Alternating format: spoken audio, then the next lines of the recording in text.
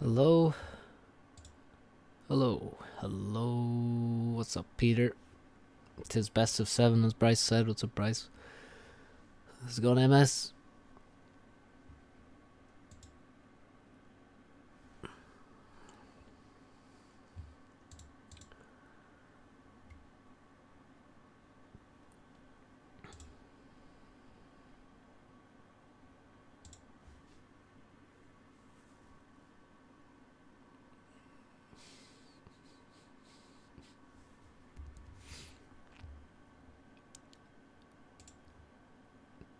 Let me get... Where's the chat on? There it is.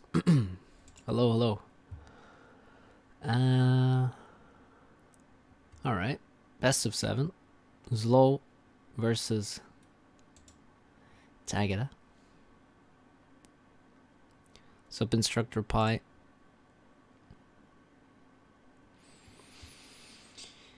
Yeah, it makes a little more sense. See, a bit earlier. Let's see.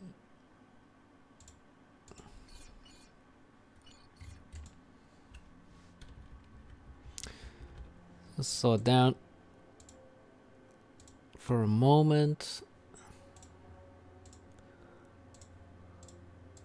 All right. So.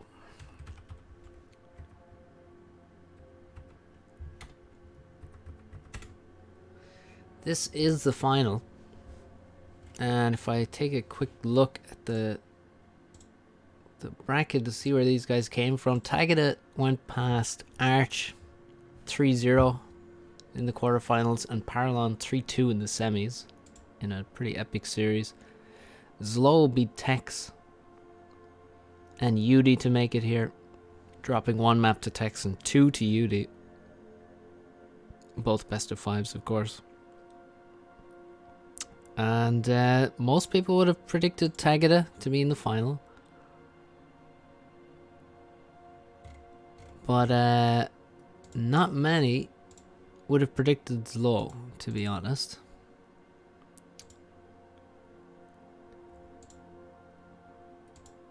Subcaucus's hand.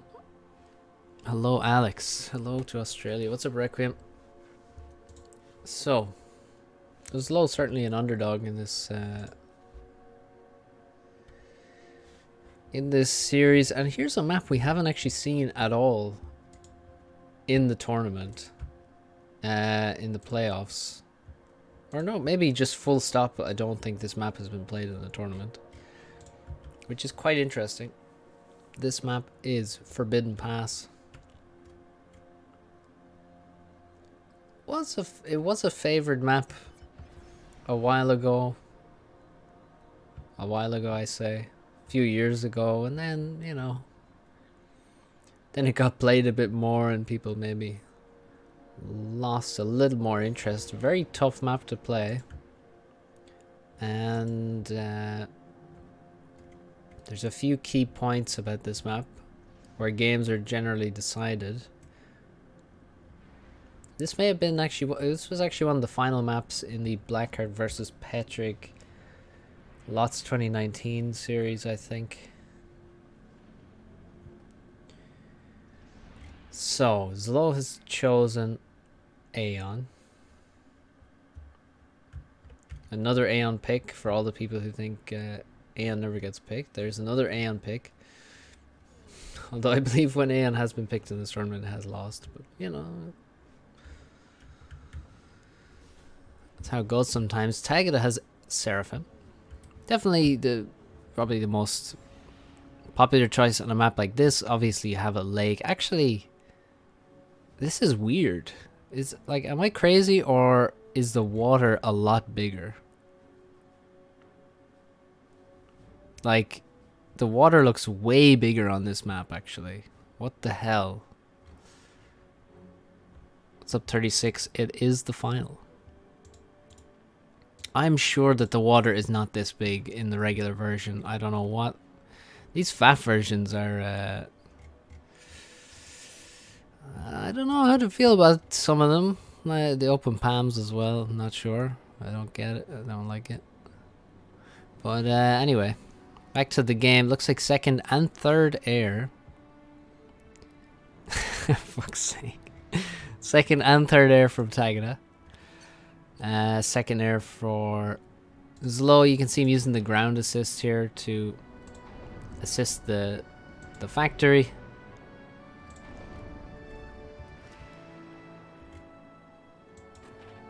He's got a nice Aeon Scout breaking the trees. So yeah, if you run through the trees, by the way, if anyone doesn't know, you'll break the trees and then you can't reclaim them all at once. You have to reclaim each tree individually, which obviously slows down the reclaim greatly and makes the power income of it not really relevant.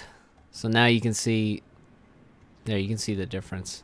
Instead of like this entire chunk disappearing instantly, it's one tree at a time, so completely inefficient to reclaim single trees, basically, at least early on in the game. So second and third air from Zlo as well. Both recognize that air is extremely important, of course, on this map. People know this. A very quick transport from Zlo, which I actually like. Tagada is still in the mindset of, oh, let's just, you know, we scout here, and this scout is to defend against a bomber, etc. He's not expecting a drop. Yeah, that's what he did, Peter. That was a scout from Zlo that ran through these trees. You can see here. You can see the reclaim. Single trees when Tagada is expecting to be able to reclaim basically this whole forest in a matter of maybe 40 seconds. Okay, guys, I get it. Couple of labs on this, so it's also a ghetto gunship. It's a Forte. Oh no! Oh, he lost the labs. He's too greedy. I don't know why he left the labs on board the transport. People are just can't accept simply dropping things off, apparently. They have to keep them in the transport, although it makes little sense. Bomber from Tagada. This is in response to the drop. He's going to try and assist his units to get rid of this, but actually his tank and scout will be able to get rid of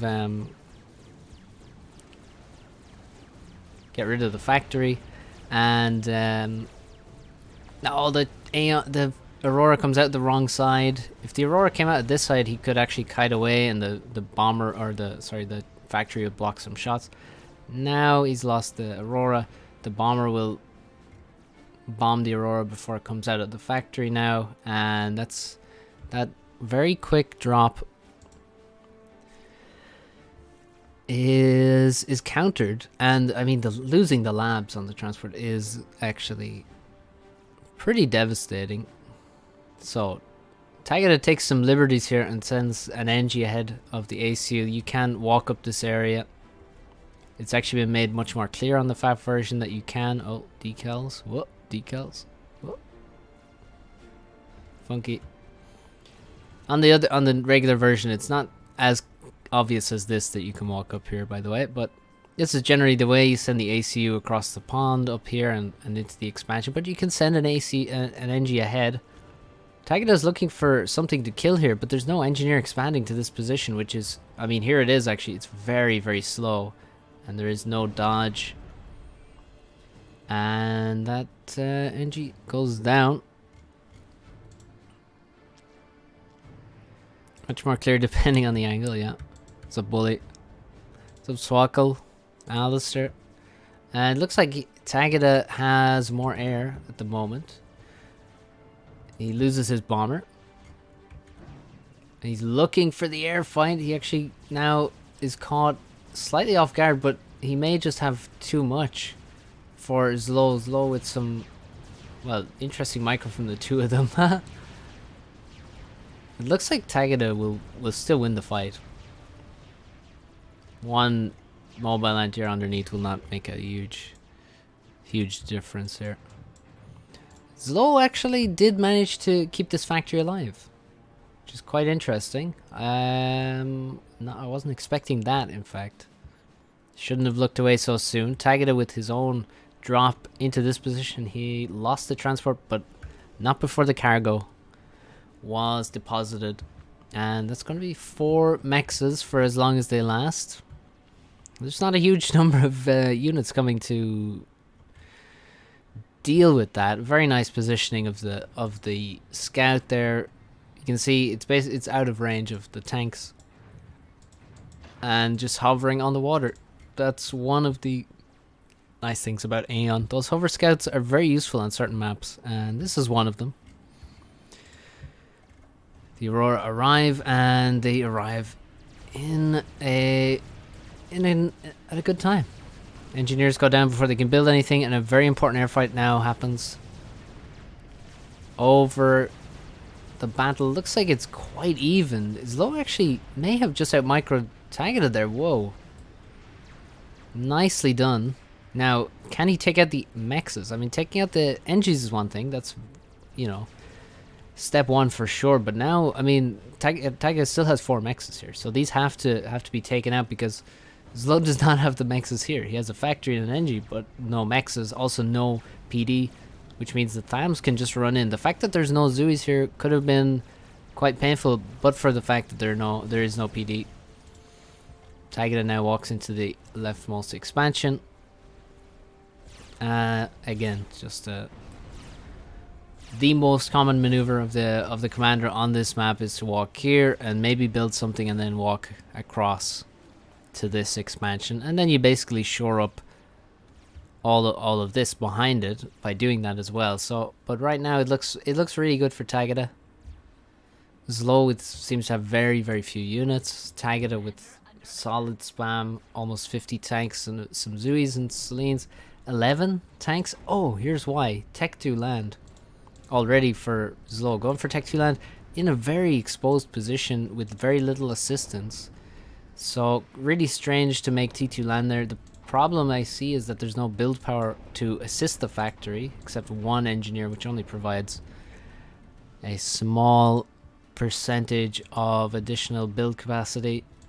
Now he's building a support factory in his base now, upgrading that. He won't have any factory to build engineers now. That will have to be replaced, presumably, but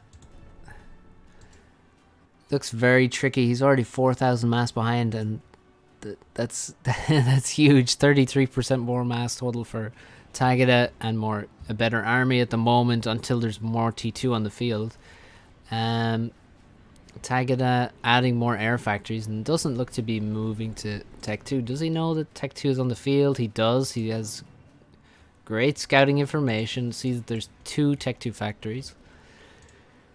And he's pretty cautious with his ACU. He should probably be in this expansion building mexes, but yeah, as we can see, Tagada with huge advantage in map control, now being very annoying. These Zuis on the cliff hiding and shooting over. Fucking peekaboo over here. That is so frustrating to deal with. Very tricky. And Zlo making a dangerous maneuver into this expansion with the 2 factories and the mexes. There are no units at the moment. He's actually capturing that factory. Not sure about that one. That's going to take a while. And does he have... Well, no, he has power for that. As you can see, it only draws power. But a lot of units are about to arrive, and he still hasn't captured it. And if he doesn't capture it, then he's just wasted a lot of time, mainly, and perhaps some power. He does manage to capture it. Capture rate is twice the build rate. But it looks like Zlo is actually dead now. That was a... He still hasn't even really changed his orders. There, now he finally has. Yeah, it looks like that's the end for Zlo.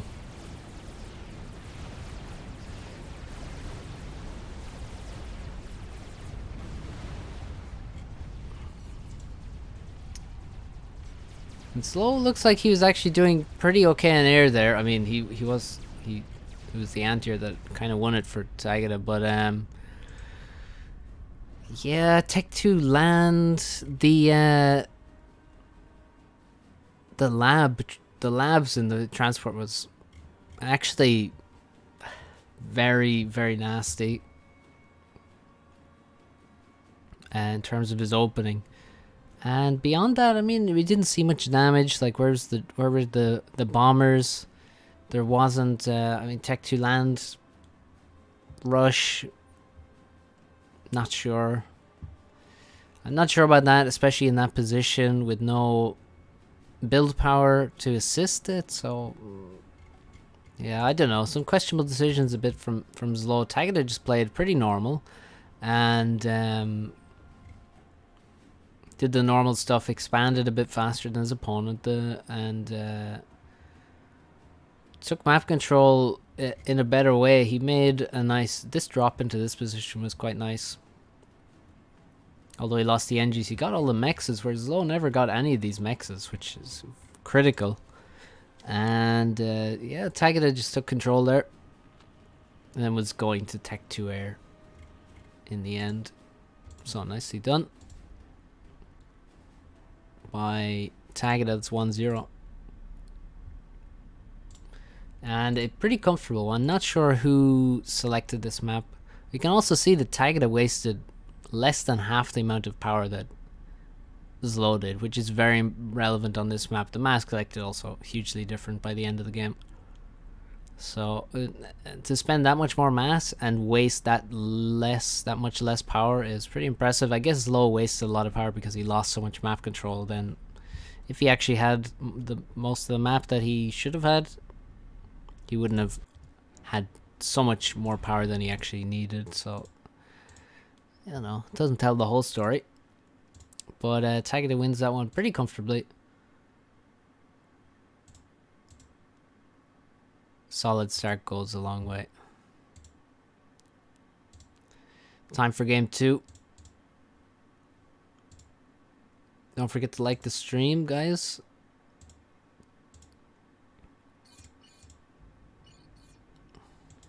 So,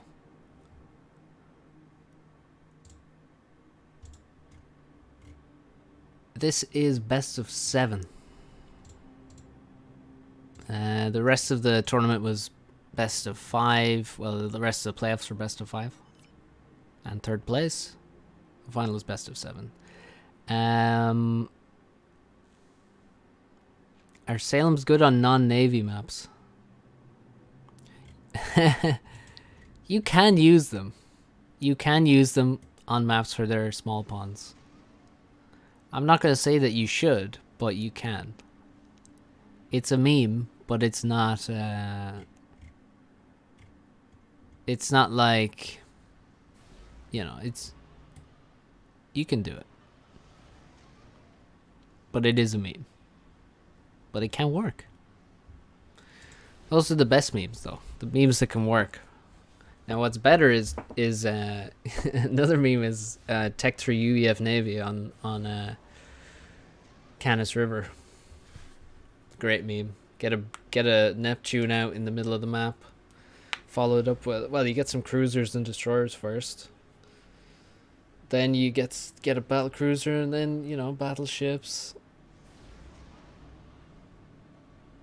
Well, on map gen, who knows? It depends on the layout. Anyway, Tagada has Cybran, and so does Zlo, actually. They've both gone Cybran.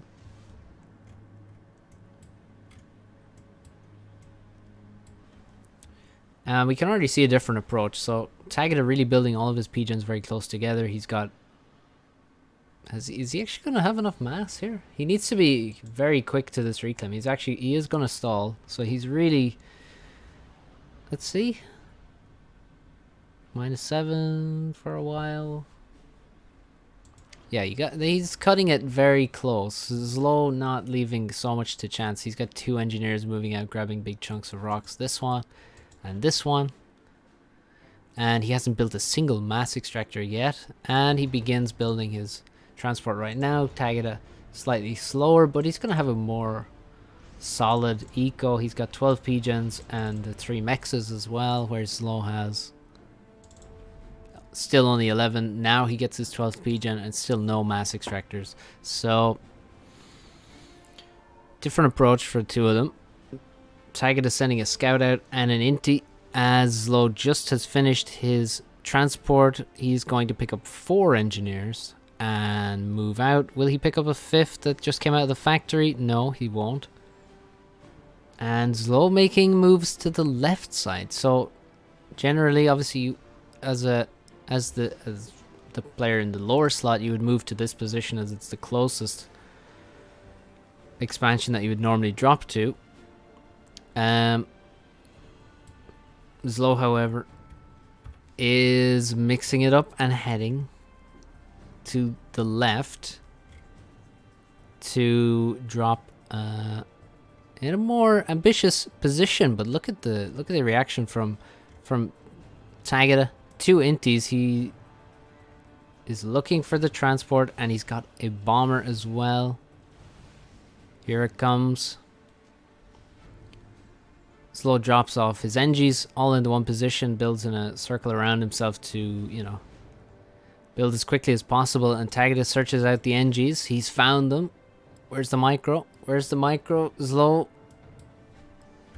Oh, here's the micro. Oh, Zlo. He actually did get the drop. I thought he had overturned there, but no, he actually did drop. And he micros again to get a quick drop on the, whatever was building out of that factory. And oh, that's crushing. Really great reaction from Tagada, but that is absolutely brutal for Zlo. Now, 1 second, I'm just going to close my window.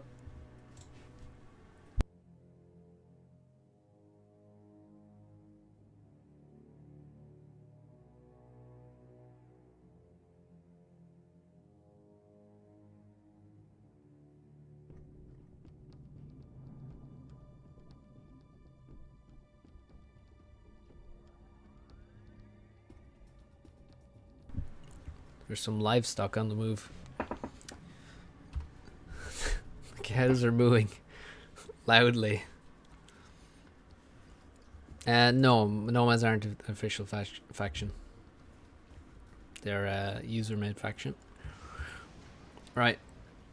3 air factories. I mean, that. Let's just process this for a second. Like, Zlo just made the drop over here to the left, and he lost all of the engineers to a single bomber.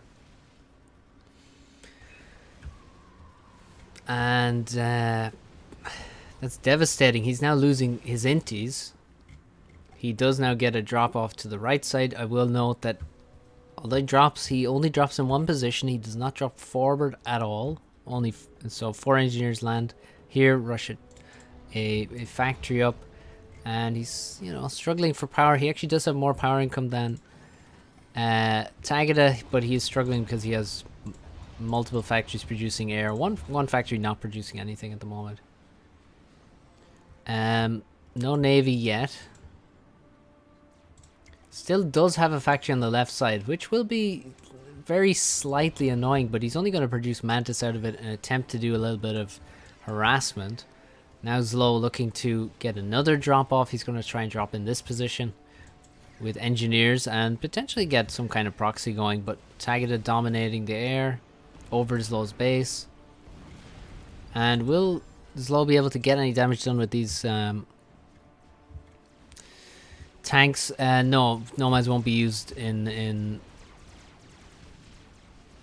tournaments, most likely. Certainly not in large tournaments. Oh my god, this must be the same bomber. It's actually just killed an engineer there. Now finishes off that mech. It's got 7 kills, 600 mass killed. It's gonna kill 2 more NGs here potentially. Yep, there goes 2 more NGs.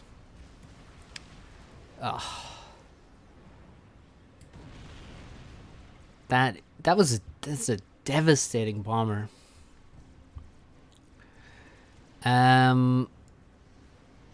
Zlo struggling to, like, his scaling is getting damaged so much by by that bomber. You can see he lost the engineer here, he lost the engineer here, here, 2 more here, and that was the same one that killed these 4, I believe. So Zlo successfully has kind of baited a lot of tanks down to here. So who knows? Does Tagada know about this? Oh, he doesn't. He might now though.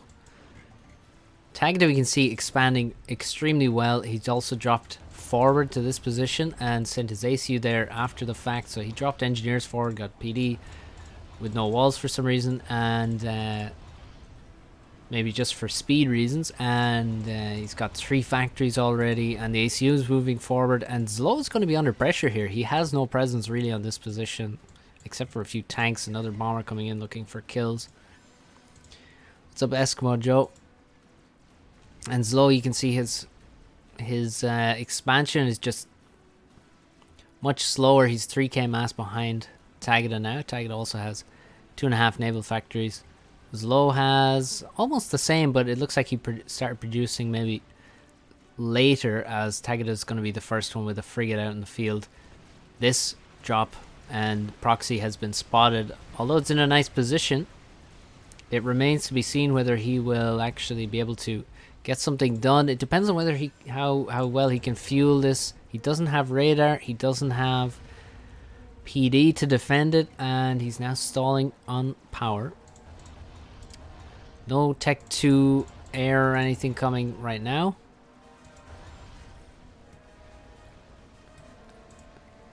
And still a lack of some mexes that are really, really important. This position cannot afford to be lost. I mean, Zlo already has lost this, and now his proxy actually under attack. Medusa gonna make pretty short work of a lot of these factories if allowed to do so. And there's also units coming forward through here, but they won't be able to do much. The ACU is here. Also important to know how far behind Zlo's ACU is. Like, Tagada has this position in the mirrored position, so Tagada looking to just be... Well, he's just playing really, really well here, it must be said. And Zlo's under a huge amount of pressure again. This proxy, I mean, once there's units on top of you like this, it's very unlikely you're going to come back from it. This is why you want a PD to defend yourself. It looks like the proxy in this position will go down. That's a lot of mass invested into all these factories, and they didn't produce all that many units. So some raiding, perhaps some light raiding, is all that was achieved there, and the proxy did not last long. And Zlo has the unenviable task of actually capturing this position.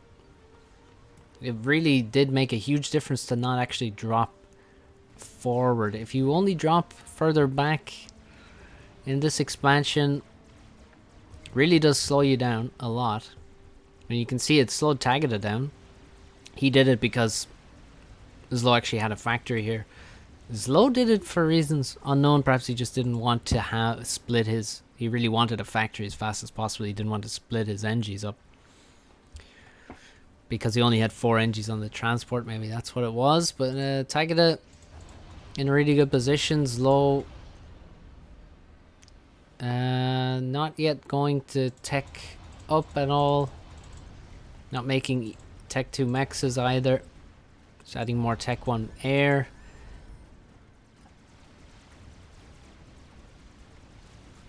He's got 4 naval factories. Sorry, he's got a lot of naval factories. He's got 8, and a 9th one just started to be constructed. He's got 6 frigates. How many does Tagada have? Tagada with 7, just one-upping Zlo in every regard. Tagada also making some economic upgrades and making his first Tech 2 Peach, and he has Tech 2 Air, so it looks like Tagada is doing everything right now. In terms of units, we have 100 Mantis on the field for Tagada. Less than half that for Zlo.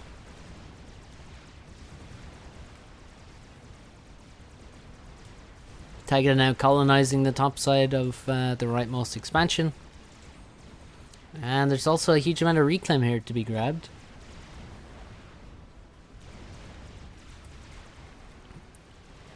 Looks like both players fighting in the middle, committing to the naval battle. We saw that Tagada had one more, and you can see they're both microing in the same way, which is basically target fire. You go one by one, kill the mechs one by one. Now, that's a bit of a mistake to target the high HP one when there's a lower HP one, but still Tagada... Well, the only real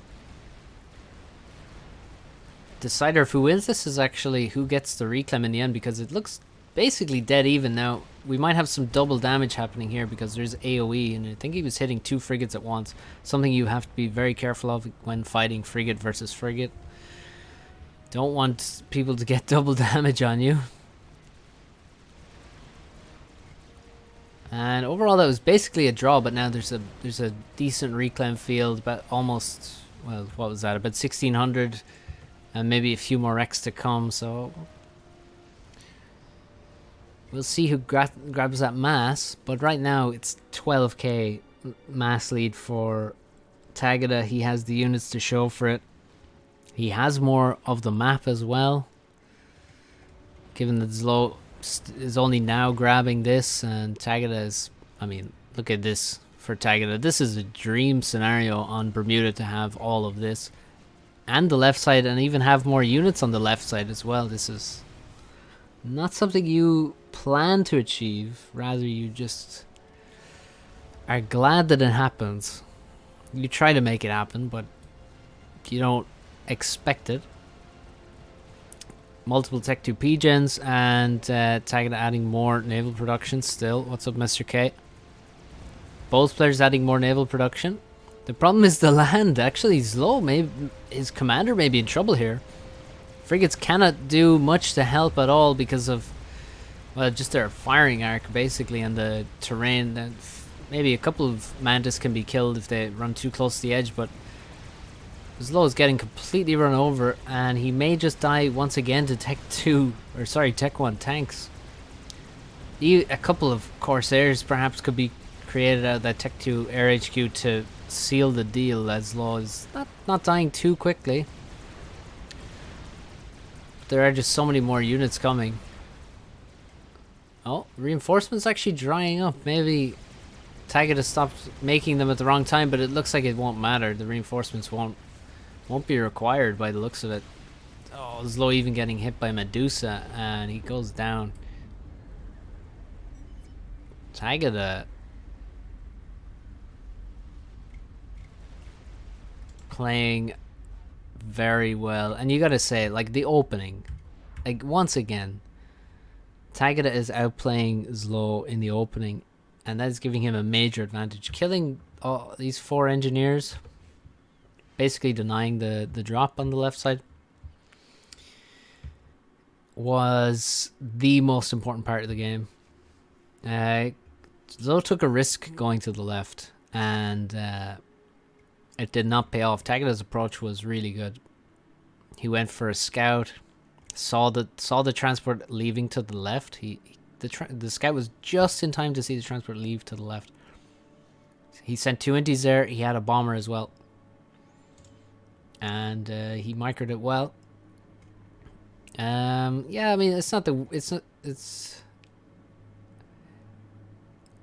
I guess it's just because he made the P-Gens here, Alex, just because he made the HQ there. I mean, I don't know why he made the HQ there in the first place, but yeah, I mean, normally you'd make it over here in this position. You wouldn't really make it over here because you get dropped. There could be artillery back here and shoot over, so normally it'd be like here. But this makes sense too. It's a pretty safe position. Yeah, Tagada 2-0 up, looking pretty beastly. Taking no prisoners.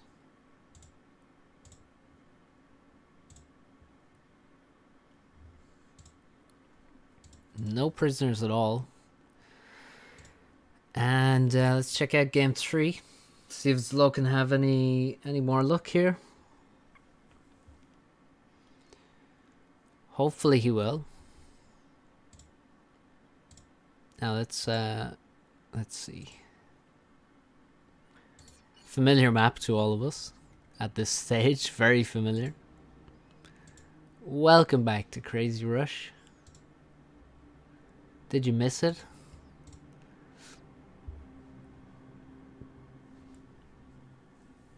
Both players have the alien Seraphim faction. Probably both chose UEF and both banned UEF. Rather chose UEF and Seraphim and banned UEF, I would say. Because Janus. So, well, with the same opening at the moment. 2 P-Gens, Land Factory, Mechs. As long as it's not the full eco map. Oh, you mean Hurricane? Or, I mean, Hurricane is just boring for the first few minutes, but and then it gets interesting, to be fair. But maybe the first, like, 6 to 7 minutes are not so great. So it'll be interesting to see at what point their builds diverge, because right now they're absolutely identical. It's Zlo actually quicker to start building that P-Gen. That's cool. I was thinking about a UI mod. Oh, Zlo's idle with the commander. Think about a UI mod that would show players total number of P-Gens and mexes and factories. Could be very interesting to show. Basically learn about build orders. Both of them make the Selene at the exact same time. Now Tagada's gone for 2 Selenes, however, that's a different. The tree map, yeah, that's Hurricane. Yeah. So 2 Selenes, this is where they diverge. So 2 Selenes for Tagada. Selene and a tank for Zlo. Zlo being passive? What's he gonna do? And because Tagada, yeah, so Tagada gets 3 engineers building a bit faster than Zlo does, because 2 Selenes is cheaper, obviously, than a tank and a scout. And I think Tagada has actually spotted this, yeah. This is a cloaked Selene, so Tagada also going to try and get this Selene as close as possible without running into the commander, basically, and have some really good intel from that thing. He now invests in a tank to defend himself against Zlo's tank, having all the intel already. What's up, Matt? What's up, Lucas? Minimap hurt my eyes. Oh, he actually reveals the Selene. I don't think that's a good idea. Oh, 2 tanks now for Tagada. And Zlo forced to run away. He is only in range of 1 tank, but they're both microing. Oh my god, is the Selene actually gonna... He probably could have killed an Engie there. Zlo completely idle with all of his build power in his base now. You can't really afford to waste those few seconds. Tagada is still not investing in a second factory. Considering he still knows... let's go out of this move, this view. Considering you already know, he still knows that there's no air from Zlo. It kind of makes sense. Now he doesn't know what this factory is right now. Nor this one. Okay, now he knows that's a land factory, which is nice. And actually Zlo still with no air factory. Tagada builds an air factory, and then he builds an anti-air. And he's building an inti. He's not building a bomber. Oh my god. Why is he not building a bomber? Zlo has to march forward with the ACU to defend his precious engineers, and he does so successfully.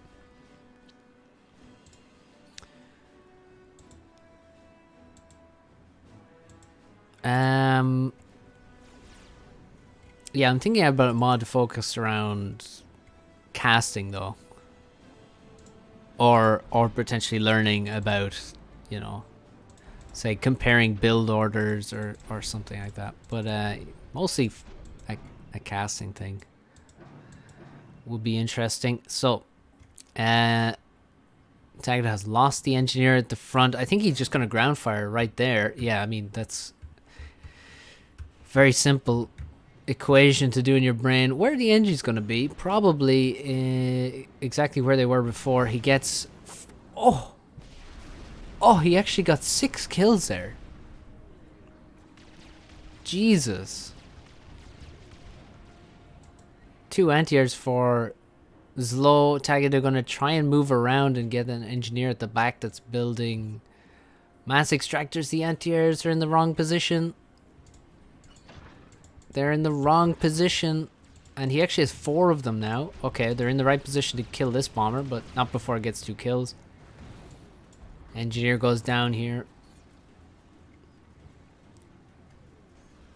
Oh, is he going to get this one? No. Static anti-air under construction. 2 more engines go down. Oh. Static anti-air very far forward. Will actually deny a bomber before it drops. But Zlo has already taken a lot of damage there. Quite a lot. And more bombers going to come up for Tagada. There's a lot of investment in anti-air as well from Zlo. Not only is there damage, there's also investment in anti-air. So that's also relevant now. If wow, look how far forward he's trying to make these anti-air. I mean, they become vulnerable the further forward they are. I mean, these ones maybe aren't so vulnerable, but this one because the ACU is there. But this one, I mean, tanks could come in and kill this. Yeah, that was brutal. That was quite brutal, but Zlo is still in a decent position. It must be said, despite that brutal bombing. He's pretty good at Crazy Rush. Pretty good at it, I will say. Tagada not quite spending his resources. Definitely needs more power at this point. Well, needs more of everything because it's Crazy Rush, but you know what I'm saying. The anti-air for Zlo is quite nice. I must say, Zlo is able to spend his mass, but that's not necessarily the greatest sign. So now he queues up a lot of engineers queuing up mexes at the moment, which is nice. He doesn't have the same tank count at all as Tagada though. Zlo gonna have to use the ACU, come across this way, but even then he has to be slightly careful because he has so few tanks that he could even die to Tagada's Tech 1 army, and that would be absolutely tragic. The number is usually 20 T1 tanks could kill an ACU, right? And we have 26 here, plus some Selines that do a little bit of damage. All of Zlo's units have just been lost. He's going to try and rush up a PD. He needs it right now. He needs it right now. And it finishes, but even then, there's so many tanks that Tagada can target down this PD. There's also no walls. 20 tanks around a PD. It's not going to last long without walls. Even with walls, it may go down quite quickly. This entire expansion will go down. And he's going to run into this position. And there's just nice amounts of power. If he just needs to maybe protect himself from the PD. Don't run into range of that. Which he is actually avoiding. The PD decided not to shoot for a while, as it is wont to do. And there's no tanks to really, not enough tanks to deal with this attack in the top side. Meanwhile, Tagada just pushing through on the front as well. And I said Zlo's in an okay position, but really he's sacrificed tanks for scaling, and now he doesn't have either. Zlo with more mass income, but does he have idle factories? Does he simply not? Well, actually, he already has Tech 2 and he's making multiple Tech 2 factories, so those aren't producing units at the moment. He's forced to try and build PD in all kinds of positions. Now, they're doing well, but they're ultimately getting taken down, and power will go down now. Those anti-airs he built earlier will also go down. Not much power was lost here, at least. Another PD goes up, so maybe Tagada is going to lose some of these units, or rather, he's going to lose all of these units right now, but this will have slowed Zlo down a huge amount. If you look around, you can see that there's one position where factories are being constructed. Nowhere else. Now, if we look at Tagada's base, well, actually, he's not really building factories either. Oh, wait, there we go. Now we have a few more queues gone up.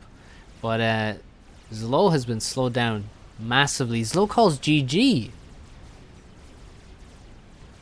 So he tries to build a great wall with his ACU. And he calls GG at that point. Oh. I don't know if he... do you need to call GG there? Kind of disappointed he called GG. Let me see though. 16 Tech 1 factories, he has 4 Tech 2. 16 is not many, but 25 Tech 1 and, well, actually, a couple more have just gone up.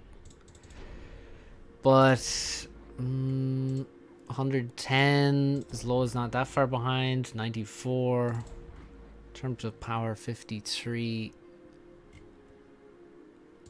And 75. A lot more power for Tagada, and he's almost finished Tech 2 P-Gen. So, yeah, I mean, Tagada is in a really good position. I guess it's fair. But, I mean, I wouldn't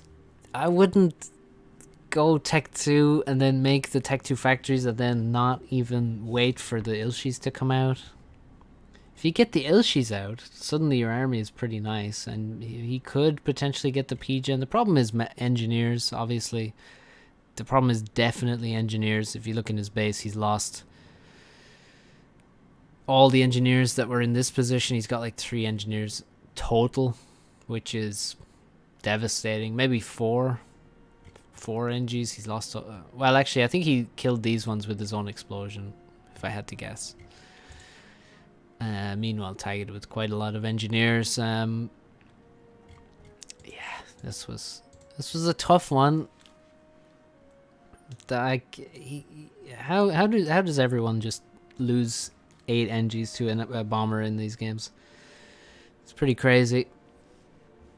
Although after this we had the Crazy Rush tournament, and people, I think, learned quite a bit about Crazy Rush during that tournament. So Regal Eagle. So 3-0 to Tagada. Are we about to see a whitewash? What's up, Scoot? Welcome. Are we about to see it? We are going to the 4th game in the best of 7. We could be looking at a 4-0 here. Tagada's looking super strong. He is 3-0 right now, and he's taking care of Slow in short order in all of these maps so far. So hopefully Slow can grab himself a map here. Whether it's Constellation or the start of a comeback.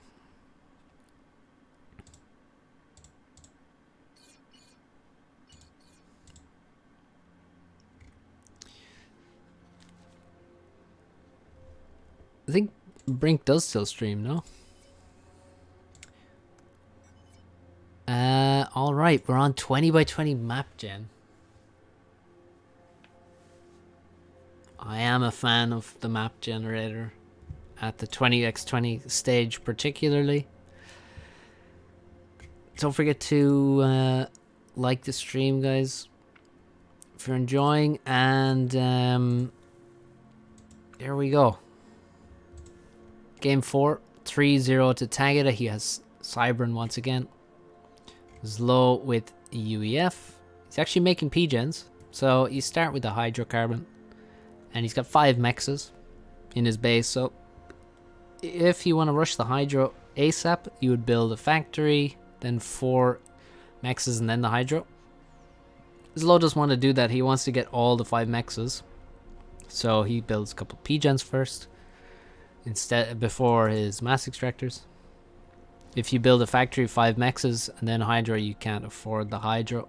You will stall on power.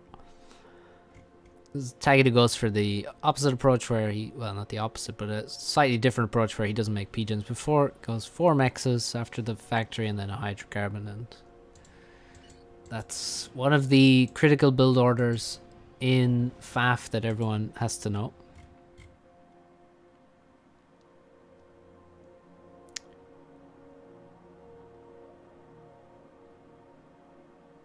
Alright, okay. Alright, I had no idea actually. Fair enough. So, this map, what's going on this map? We have all kinds of bases here, actually. We have like 4 major expansions for each player. So we have this one here, this one at the back, this one to the left, this one way over to the left, only has 3 mexes. And quite a few spread out mexes. These ones are relatively close together, so should be a lot of battles in these positions, I would say. A lot of spam on this map. And Tagada's gone actually second land. And he looks to be trying to abuse a bit of the tree reclaim. And he's got 2, gonna go for 2 air factories now. Scout out, and we should see transport from both players pretty quick. Guile was never really a streamer. Yeah, Lenkin is a pretty popular Russian streamer.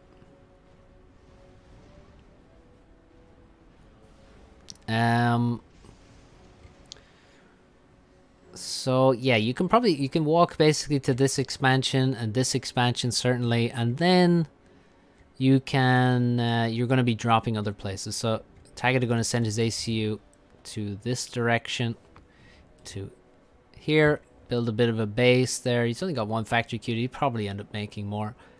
There is a waypoint for Zlo. Where is he going? Oh, it's a Maver. Nice. Nice. Maver gonna head over there. Zlo looks to be losing his inties to Tagada in the main base. Is he using it as a bait to get a transport away? Not at the moment. He's getting a bomber forward.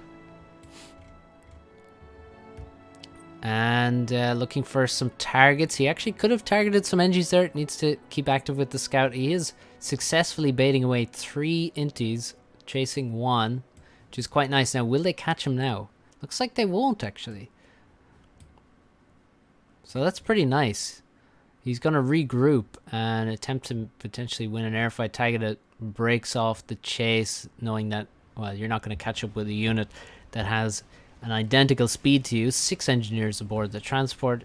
Always try and get the full 6 NGs there on those transports on maps like this.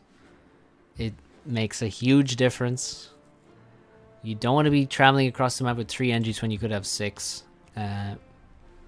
Zlo's base not looking all that impressive. Tagada seems to have, well, he's got 3 air factories. Can he afford them though? Power, he is actually balanced on power. 6 NGs going to various locations. The bomber actually goes down for Zlo. And I'm not sure if it killed anything. He doesn't have any more bombers. Did he actually kill anything with the bomber? I'm not sure. The lab runs past some NGs that have just been dropped off. And Tagada actually making Navy now. Let's see what the story with Navy is. 4 naval factories already. Doesn't seem like much of a naval map, I gotta say. There's the dead bomber, but I don't see any dead NGs. I'm going to be honest. I don't see any dead NGs. Feel like the bomber may not have killed anything, if I had to guess. Also, the mech marine that was heading in this direction. Well, Tagada has 1 kill and 30 mass killed. This checks out as a lab kill. My transport is always late and just load whatever's ready at the time. Well, if it's late, you should have no problem filling it up. So, no excuse. And once again, Tagada. Well, he's struggling for power, but not so much. He's actually bouncing very, very nicely. Actually, he's stalling. He was actually stalling there because he was building a transport. Second transport is out. Doesn't want to wait for the first one to arrive back. He's going to try and get some forward factories here. He's got factories in this position very soon. And overall, it just looks very solid. Like this, I'm not sure why he doesn't have this. Oh, he did. There we go. He lost an NG to the mech marine. Still a mech marine running around. Oh, oh, oh. Will Zlo see that? No, he's looking the other way. But yeah, that's a nice mech. And a bit of an air fight. Tagada definitely has more, but we've seen him lose an air fight before due to micro. Zlo certainly knows how to get in behind somebody else's inties, and he's doing so again, even though he has less. He's making a good fight of it, but he does ultimately lose that battle, and he's sending more inties. He needs to back away from that. Don't send any more. Don't throw good after bad. A lot of mass in the bank for Zlo, and he's actually overflowing now. Just for a moment. Just for a moment. Yes. Building some factories in this expansion. Doesn't have... Oh, this could be nasty. So one of them has to see this. Zlo spots it immediately. Rushes over. He queues up some labs. And he went over to reclaim the NGs, but then decided... no, let's not. Because my engineers will just be reclaimed. Better to just allow the labs to do the killing. Keep his engineers exactly where they're supposed to be. There's the labs now. Coming out, killing the NGs immediately. And Zlo with the scout in the area. But if we look at, say, let's take a look at the Tech 1 mexes. We got 28 for Zlo. We have 32, so slightly more for Tagada. He's about to get these 4, which is really, I mean, he could have had these already, but the nice lab stopped that. Zlo actually wins an air fight in this position, which is pretty nice for him.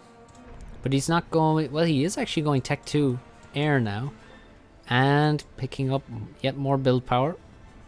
5 engineers here are on the transport, and they're going to look for...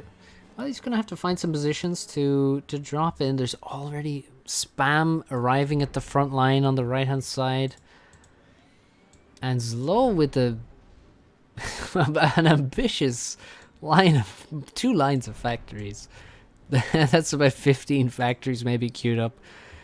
The Navy needs to stop, and it actually has already. Now, I mean, with this many frigates, this is what Tagada is going to do here, is just split the frigates up perfectly.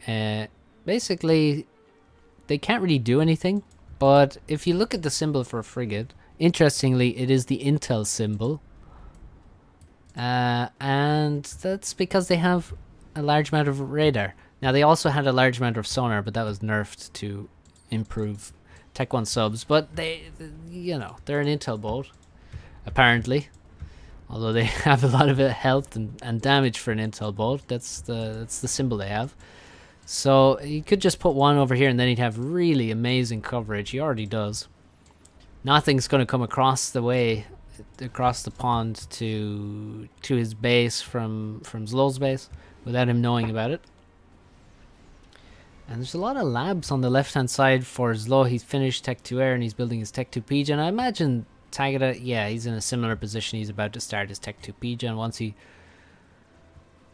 notices that, Tagada dropping forward and getting a base going. He's doing well getting this base going. Bomber comes in, but it hits the factory. If it hit some engineers, could have been a lot more useful. And now the bomber will go down. There's most of the air for Tagada's here. Just attack moving into empty space. And Tagada arrived forward, realized that there was an ACU and PD and stuff here, and simply went around. Leaves one Mantis behind to kill this mech. You don't really need more than one Mantis when there's nothing around to stop you. So could be some nice raiding. And look at this, Zlo even making a PD in this back base. Artillery coming out of this base and heading after Tagada's expansion here. Not sure how I feel about pure artillery, as it's getting absolutely mauled by just Mantis. Really not sure. That factory should go down. If another shell will hit it, which it hasn't. Both factories really low. That one goes down. Some tanks wouldn't go astray. Bit of a mix maybe, tanks and artillery. Artillery moving around the back from Slow, looking to get some damage done. There's PD, there's some Mantis being constructed here. And probably the artillery probably won't get too much done. Meanwhile, look at the Tagada encroaching in all areas. Bombers, slow bombers as they have come to be known, doing some random raids. Very effective on a map like this, where the entities have a long time to travel, and so do the NGs. So if you lose these mexes that are in between the bases, it's going to take you a long time to replace them. Especially when there's still an army in the way and your engineers are just walking into it. And your labs, I mean, labs are not going to fight. Don't know why he's making labs to fight against Mantis. No production out of this base at all. As low, just, well, he's just not producing.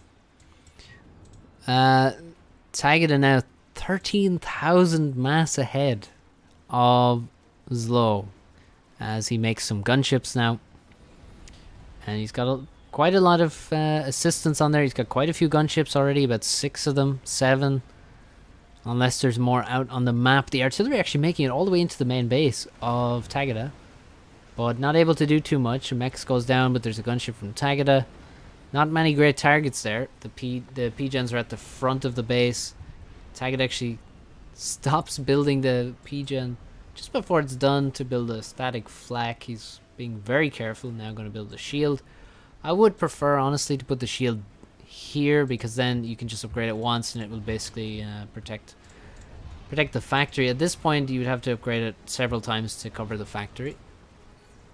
But it's a small thing. None of these factories producing now. And Tagada heading home. Does not want to be on the front line with a Cybern unupgraded commander. Would rather go back to his base, get under a shield, and Tagada also now adding more tech to air production. Straight support factor being dropped in position, and then he can even get more adjacency with the factory and the shield for his third P-gen once he actually requires it. Doesn't need it quite yet. Gunships on the right, a lot of gunships on the right actually for Zlo. And let's see what they can do. There's already 7 mobile anti-air here for Tagada. And those are going to take out several of the gunships. Oh, there's also 3 static anti-airs. That's 1 gunship down. Will the second one get away? No, it won't. So that's 2 dead gunships. Some bombers under attack as well. And both players with their air forces on Tagada's side of the map, which means Tagada is going to be the one with more intel, presumably, although he's now in between radar coverage. So he runs away like a coward. But really just a safe coward, because he is being chased by Zlo. The one thing he doesn't want to do is lose air control. That would give Zlo some kind of inroad into the game. But Tagada can just park next to the static flak. Static flak is really the greatest tool for dealing with inties. Better than mobile flak. And Zlo is absolutely demolished in air.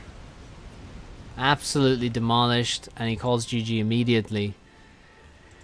And we've got to say that this is the most brutal 4-0 that I have seen in the final of a tournament. Oof. Now, don't go anywhere, because I do have a nice replay to show you after this. But let's just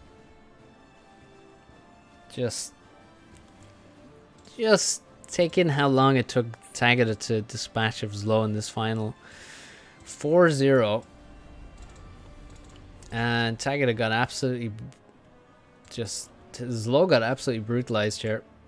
And I feel like the early game for Tagada was just so superior. I mean, if you remember in game 1, Zlo lost his... Zlo was making moves. He was trying to make things happen.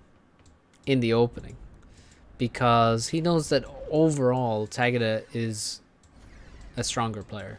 So he was trying to make things do something off kilter in the opening, drop in an unusual location, use labs, use different things. Say on Bermuda and on Crazy Rush he played basically straight up. It's a regular Crazy Rush game, but the other two maps, the first two maps, he was trying different things. He was trying to drop in different locations, but Tagada just countered him, like on Bermuda with the bomber, killing the drop of Zlo, or on Forbidden Pass, where he actually killed the transport when it still had labs inside of it, and then slowed down the expansion by bombing some NGs. So Crazy Rush also, Crazy Rush, well, Zlo just got bombed on Crazy Rush, didn't he? Same as everyone else in this tournament. But yeah, and then in this last game, I don't think it's, I mean, Tagada just played this map much better. I don't think this was really a great map for Zlo to end up on against Tagada. But yeah, 4-0. Genback, thanks for subscribing. And that's it. Tagada wins. Zlo takes a very commendable second place in Summer Invitational. Must be said that he did extremely well getting to the final, although he did get stomped unceremoniously. And yeah, I wasn't expecting it to be this brutal, but you know, so once the momentum is there, it can be hard to come back from it for sure. So well played to both of them throughout the tournament, and Tagada especially in the final. He wins. Zlo takes second. In third place was Paralon, and fourth was Yudi. The 5th to 8th were Arch, Turin, Tex, and Blastchild.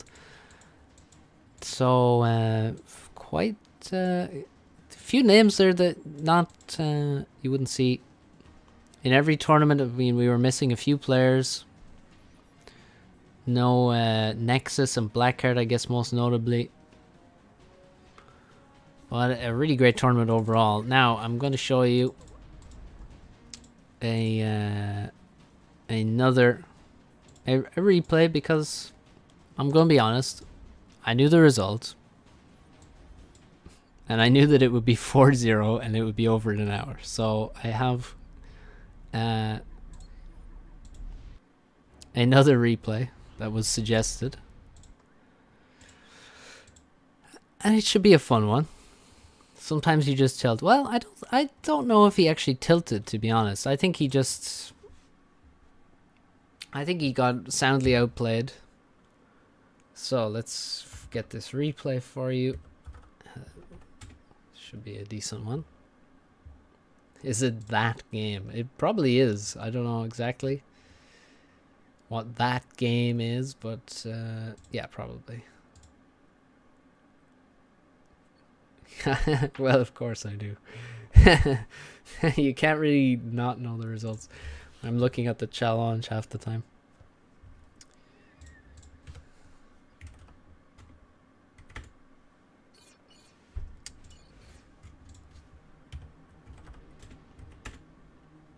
Yeah, exactly, Peter. He was. What's up, Stefan? What's up, Farms? You might have seen this replay.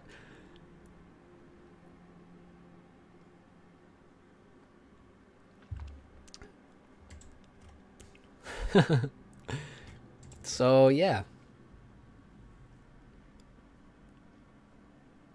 a mere few minutes of it. Excellent. Raffle, thank you for subscribing. So this should be interesting. We have two players of high quality. Udi, we should all be familiar with. 4th place in the Summer Invitational. And he has Aeon Hartzer. Probably a much less known player. What's up, Pauli? He does stream on Twitch under EDC Clan. Also, Udi streams on Twitch. If you guys are interested, they stream pretty often. So, UEF versus Aeon.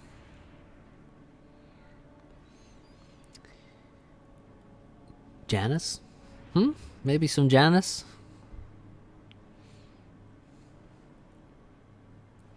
A lab out for Hartzer already. And a Scoot. I think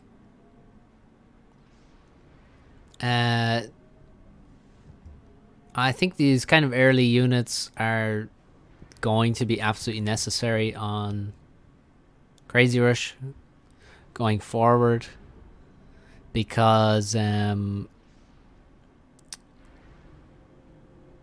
the danger of early bombers. If you have the intel, then you can actually deal with them, but you can't just sit in your base and, you know, build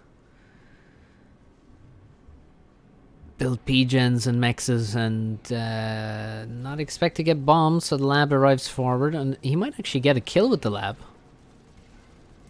Nice. Udi getting punished for his greed. No way. Does he kill the second one? Udi just doesn't care. Completely not reacting. Now he's hitting 2 NGs at once because of the firing randomness. There's no way. Oh, he could have gotten 1 for sure, but he actually ends up getting 0. Damages both and loses the scout as well.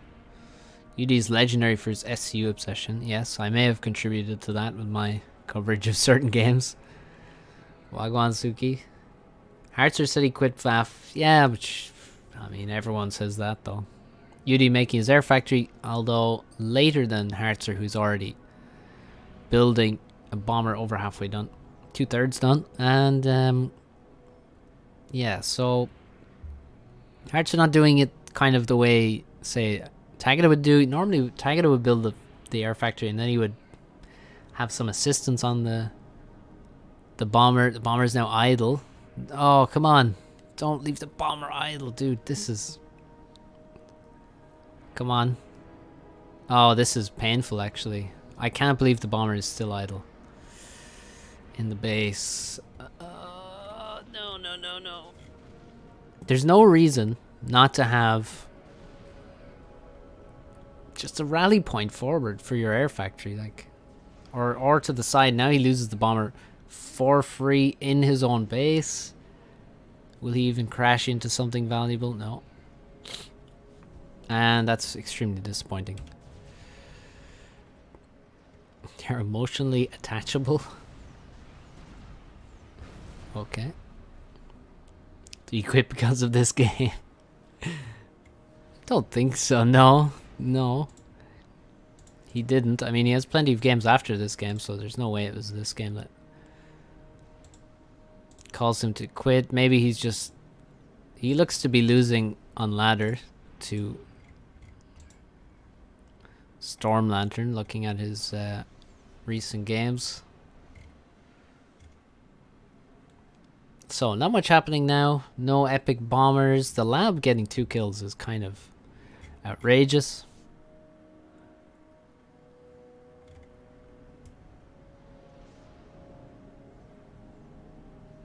Actually, where are the low HP engineers? There are none anymore. Well, anyway. Let's speed up slightly. Hearts are building... That's an interesting way of building the mexes. It actually will allow him to build... Like, having all these mexes next to each other is pretty nice. He can queue more at once. So, kind of a nice way to build his mex grid. They're the low HP engineers, and now they're gone. 3 dead NGs. Sub shutdown. Oh my god. 7 kills. And this NG almost died as well. 20 HP left. And Heartstar comes in and wins air.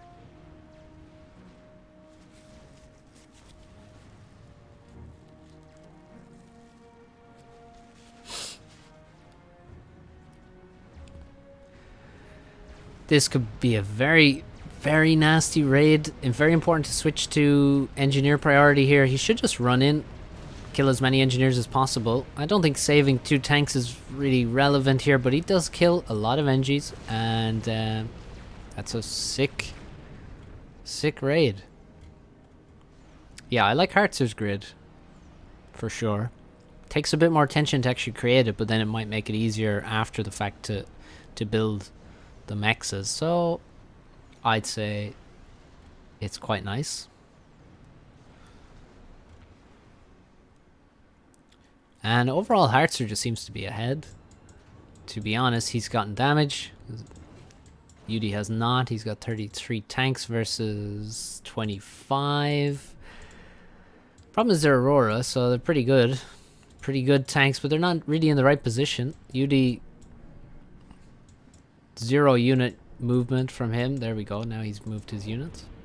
In terms of factories, we've got like quite a few under production, but let's say he's got 16. Well, probably 13, 14. That's a lot more for Heartstar. That is a lot more. Head on the factories. Now, is there Tech 2 on the way? I would definitely be making Tech 2. There we go. Tech 2 about to finish. Very nice. So now we should have some support factories under construction soon. Another bomber comes in. Not sure how much it killed. Oh, and he's walking through the flames there. Don't give a crap. But, yeah, power adjacency is not all that relevant, but sure, why not? Something. It's neater. It's going to save more space for you to build more things later on, which is good. And he's mixing in artillery as well already, so that's going to be nice for him against the Aurora, assuming the Aurora aren't microed too heavily. The Lobos will get in some good shots, potentially get some multi-kills. We're also getting run up on by the strikers, so Dead State packed a group of Aurora need to back up and use their superior range. The Lobo shells coming in, killing a few.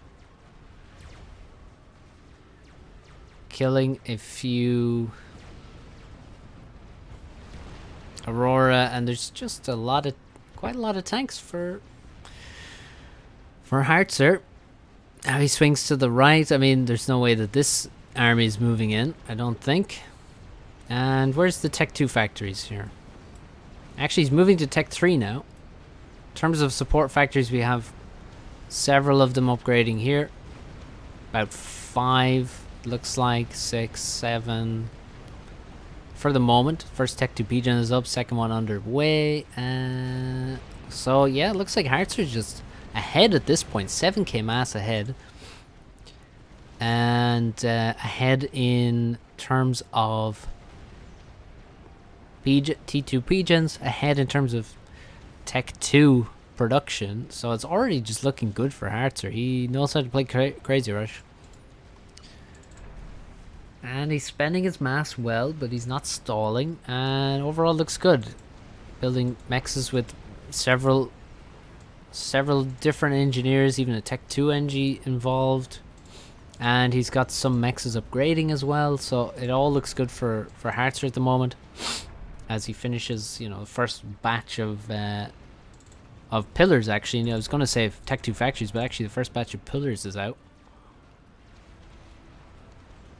Now he's stalling, needs to finish maybe some of those Tech 2 mexes that he has under construction. A Tech 2 radar wouldn't go stray either. He has plenty of power at this point.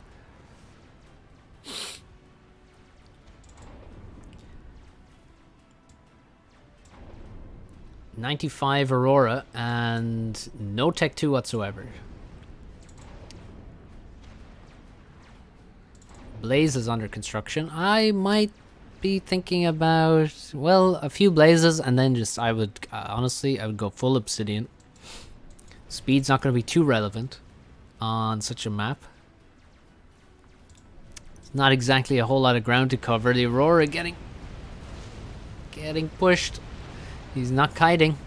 He's just attack moving. And Yudi pretty slow with the unit reactions. It's got to be said overall in this game. He's just been a bit slow to react to things.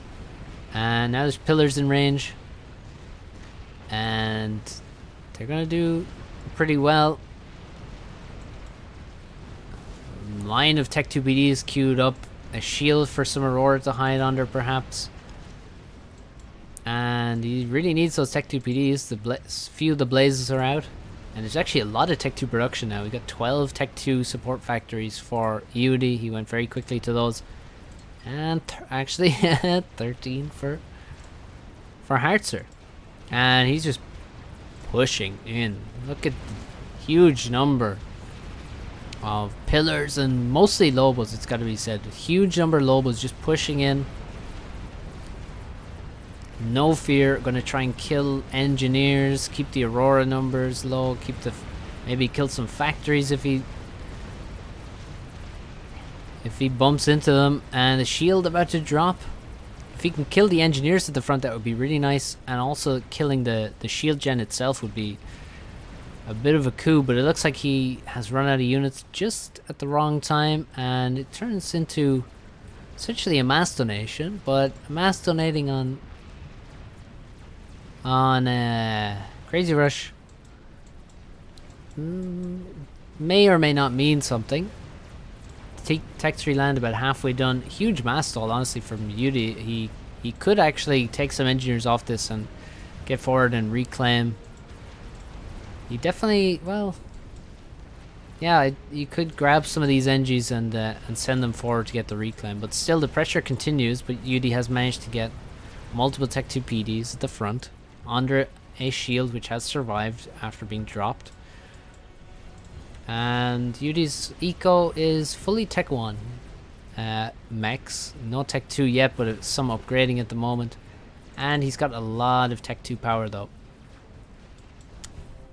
27 blazes. Where are the obsidians? I don't get why he doesn't make obsidians. But there you go. 68 pillars.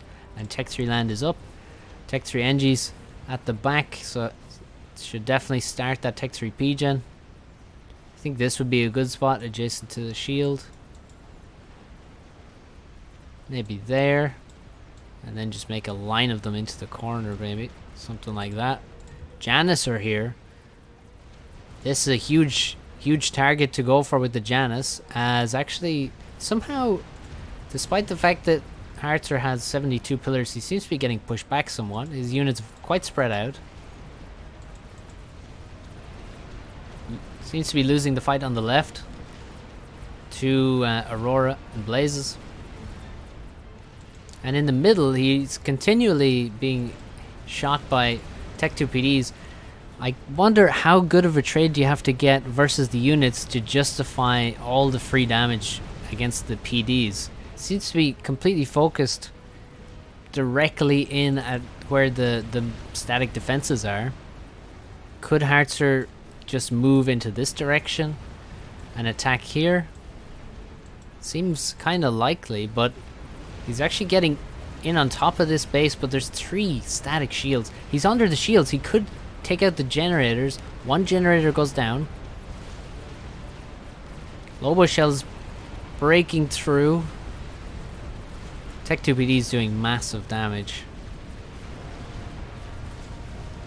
Oh, all the shield gens have gone down now. And there's a Tech 2 artillery. I'm not sure what that's attacking. There's actually multiple Tech 2 artilleries.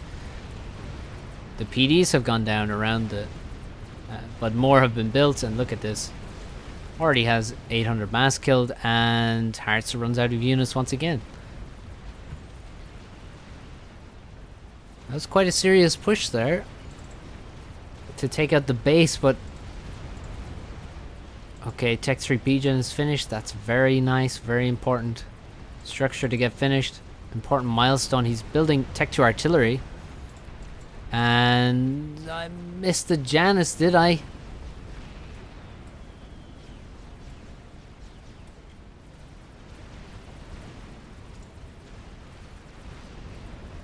And that's a lot of dead mass. Wow. A lot of dead mass here. Quite a bit of dead mass here as well. And Yudi begins the rebuilding process. He's not stalling mass though. And he has, I mean, that was quite a bit of reclaim that was created on his doorstep. And he continues adding more static defenses. He's just going to build a lot of PDs. There's what, 5 Tech 2 artillery finished now. And they're all in range basically of this front base of Harzer. He doesn't have any high-tech engineers at the front anymore. They have been killed. This artillery almost goes down. The shield pops back online. There's 1 artillery for Harzer now, and no Sparkies or even Tech 2 or Tech 3 engineers there. Second Tech 3 Pigeon about to finish. And he has quite a few Tech 2 mechs as well. And it's just a war of attrition at the front. He just continues to push in and refuses to stop as the Janus try to get through to the main base, and instead they drop only themselves. The Flaks are well positioned and deal with the Janus threat perfectly. 4 Tech 3 support factories. For Harzer, he could do it even more. He's not building any more Tech 1 factories. He could certainly upgrade more Tech 1 to Tech 2, I think. There's 23 Tech 2. Why not more when you have mass to spare? Second Tech 3 Pigeon. Don't stop there. Make the next one. Chrono would be nice. Yeah, you imagine a Chrono Tech 3 ACU here at the front. That would be amazing. You don't even need the gun. Just make Tech 2 and then make Chrono and stand at the front. And yeah, that would be sick, honestly. We now have 29 PDs and 9 Tech 2 artilleries.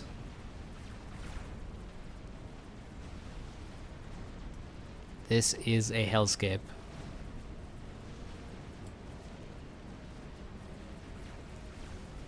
Death from long range, and just a mass of artillery. There's some Percys getting mixed in there now. 360 Lobos. God help us. 360 Lobos.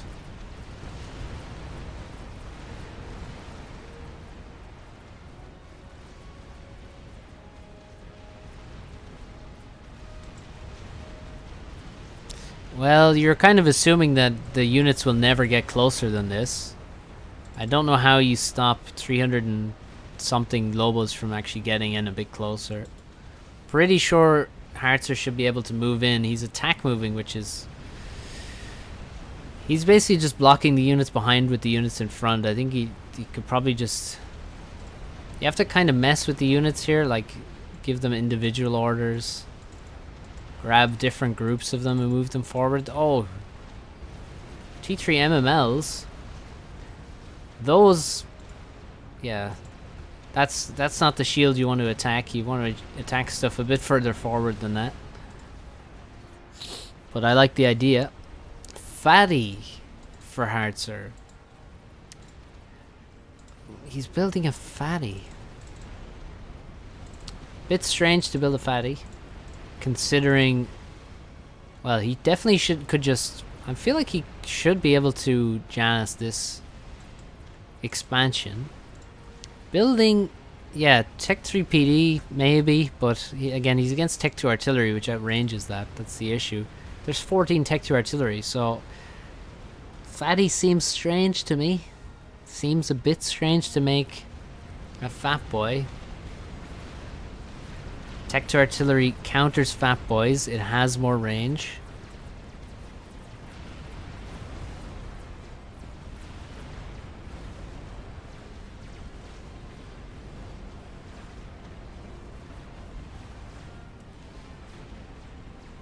Percys can't really get in there. We can see the artillery base of Harzer continually being taken out by by Yudi. Yeah, the attack move I don't like. I agree that that's a mistake. I mean, you can see most of his units are just not moving. Look at all, he has so many Tech 1 shits that, like, they just, this is why you can't build Tech 1, guys. This is literally the why the balance of the land units is like this. It's because because you can't build this many Tech 1 and have them actually fight.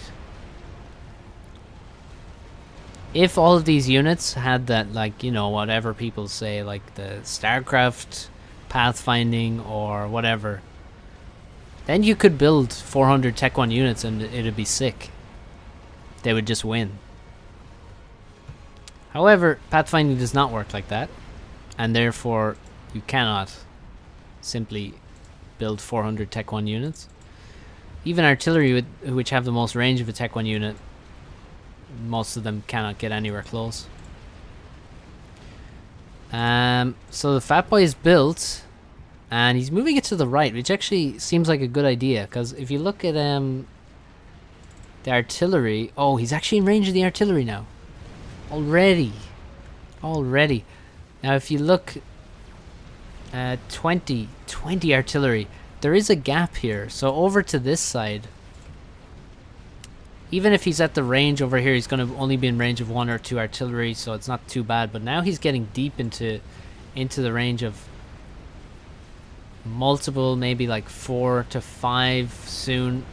Oh yeah, there's just lines of static defenses being queued up by Yudi. PDs and artillery.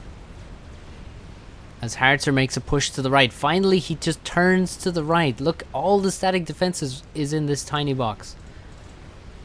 82 PDs and 22 artillery are all here. So finally he turns away from it rather than going just head on into it. Now this fatty is getting way too close. If he parks the fatty here, as we can see, it has huge range. He doesn't need to be this close. Once Yudi targets this fatty, it's surely going to die. If he parked it here, he could actually deny this entire expansion and all of this space for production buildings, and could be in a really good position. But, well, right now he's making up huge amounts of ground. He's just pushing in. Another experimental is built. It's another fatty. I half expected a satellite, to be honest. Oh, the fatty down to 5k HP instantly. That's like one volley of artillery, and now he doesn't even have the health to escape anymore. Oh my god, fatty dies so quick. But look at the Percy's getting in deep, and the artillery just mostly not moving. Frame rate absolutely wrecked by range rings. Love it.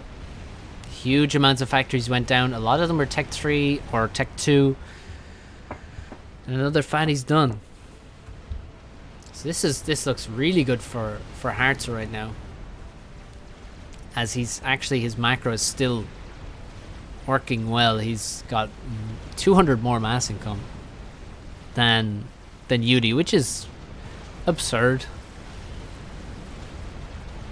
Percy's doing some damage. They're not really the greatest tool to kill Tech 1 mexes in the base right now. Wasting 300 of it though. Oh, Hartzer, you need P-gens, my friend. You need hives, or kennels.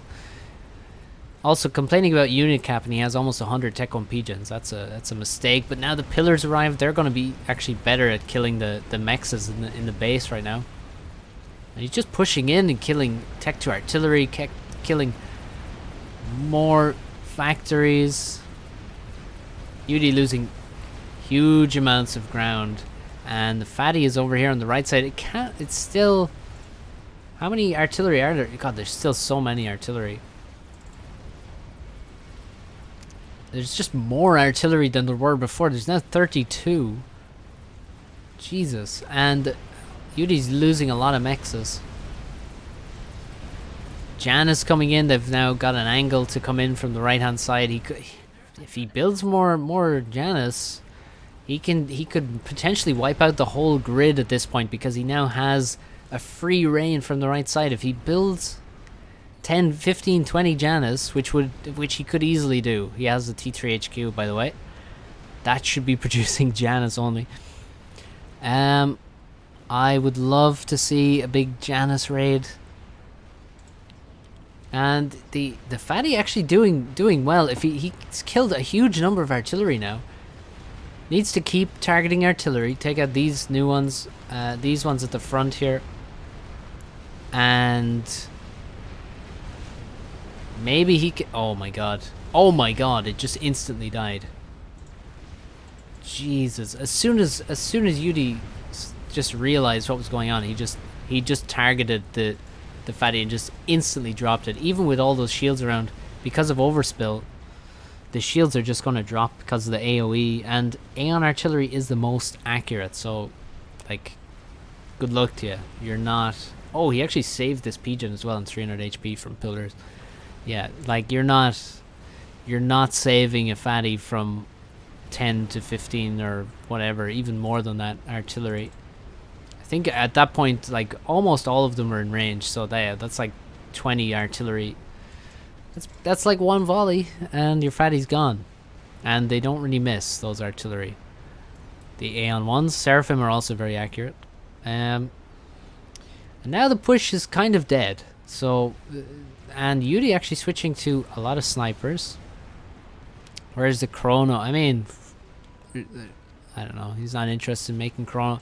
It's pretty shocking to me. He doesn't have RAS, ARAS, Tech 3, no upgrades at all.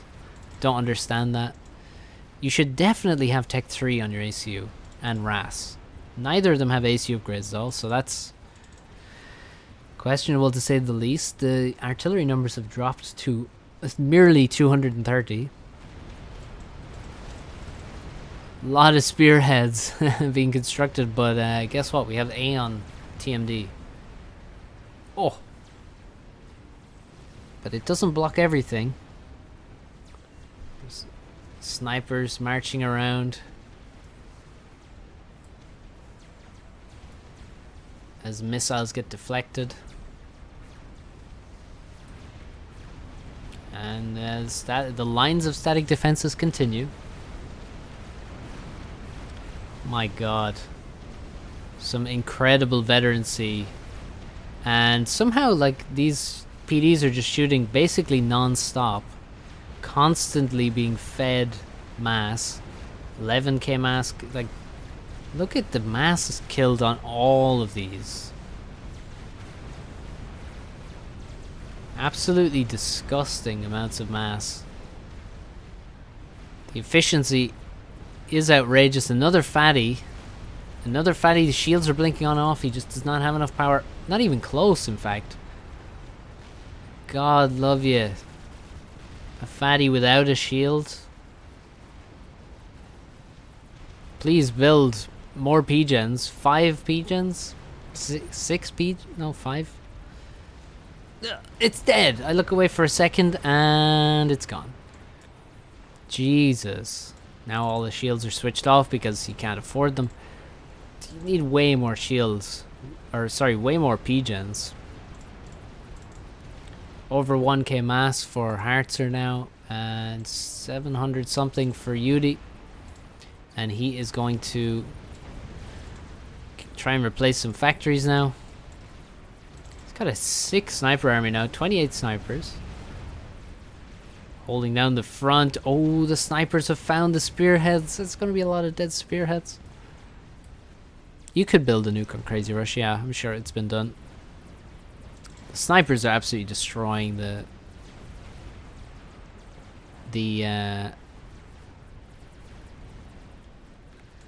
MMLs. Yeah, the bubble shield SCU would be sick. I agree. He had a gateway queued, but he never built it. He only just thought about it. He has SMD, by the way. No SMD for Yudi. Oh no, never mind. He does have SMD. It's not shielded though. It's actually loaded. And it really feels like Hearts are just running out of steam. There's no progress being made at the moment. And he still has no artillery. He's made another fat boy. I mean, the first 3 didn't work. Maybe maybe 2 of them did good damage. Decent damage, but not enough. And now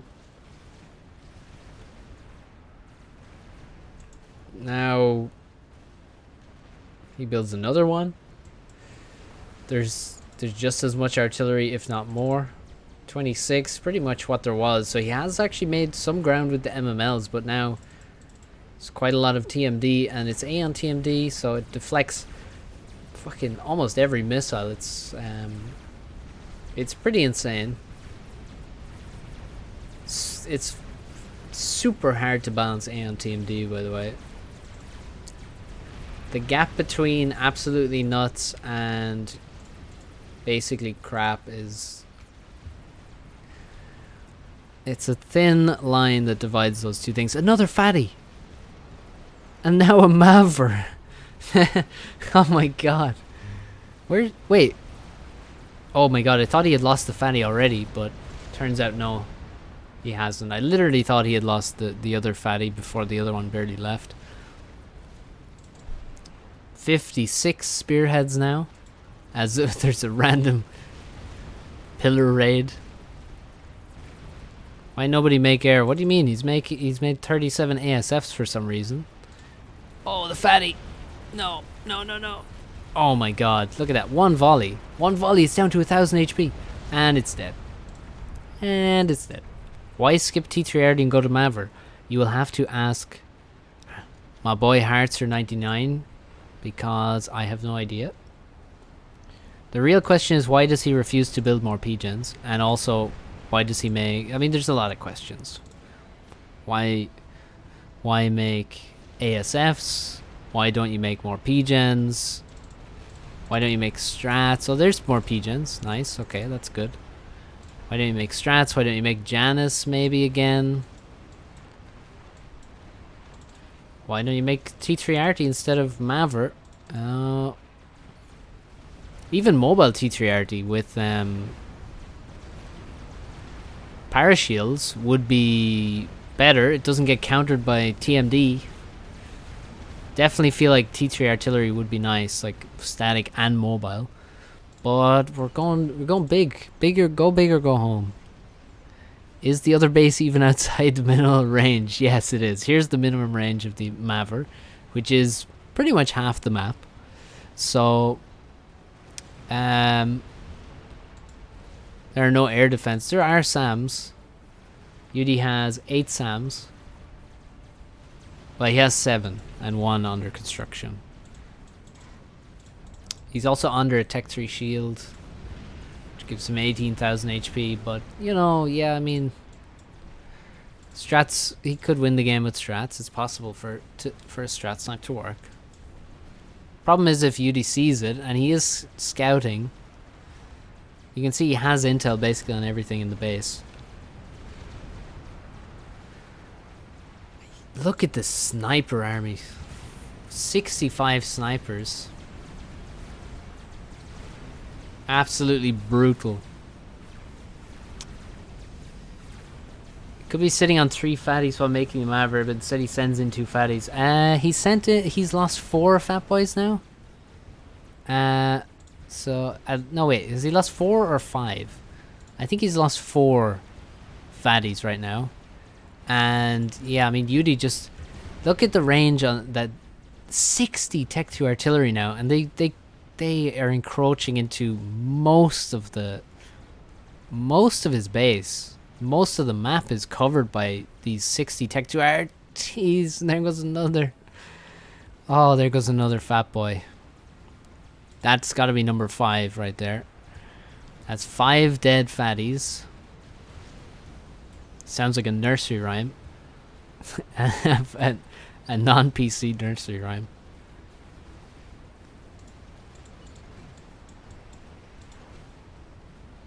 The Maver is under construction. He is stalling mass now. After overflowing about 300 mass per tick, he's now stalling 900. Oof. And he's still making ASF. No idea why he's making ASF. I do like that he's making Tech 2 artillery. I don't like that he builds them next to T3 pigeons. Do not do that. I mean, yeah, you get adjacency, you get rate of fire increase, but like, you know, they're pretty explosive. There's also no shield in sight. Still has Tech 1 pigeons. Those really should be removed from the base just for pathfinding and for you know, unit cap reasons. 83 snipers. The problem for Harzer is like the sniper count just keeps growing. The snipers are money. They're just a great unit to have on this map. And the Tech 2 artillery count keeps increasing. Like, I would love to have these. It's the longer range weapons like these that you want on this map. 78 artillery. He's actually... Was it 60 before? Now it's up to 78. Look at this line of artillery here. God, my frame rate is so bad. 19 artillery in a row. And, like, Percy's versus snipers and Tech 2 artillery.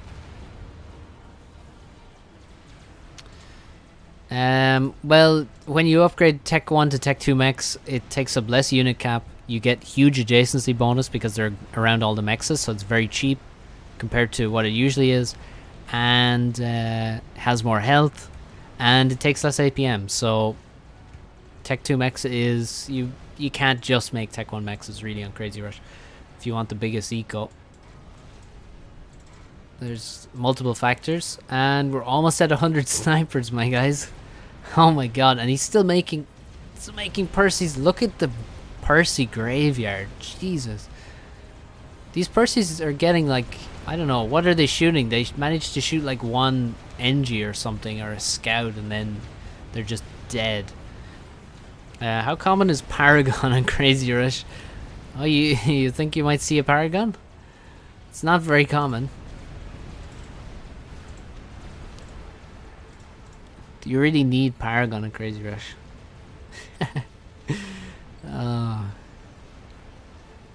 But do you want a Paragon?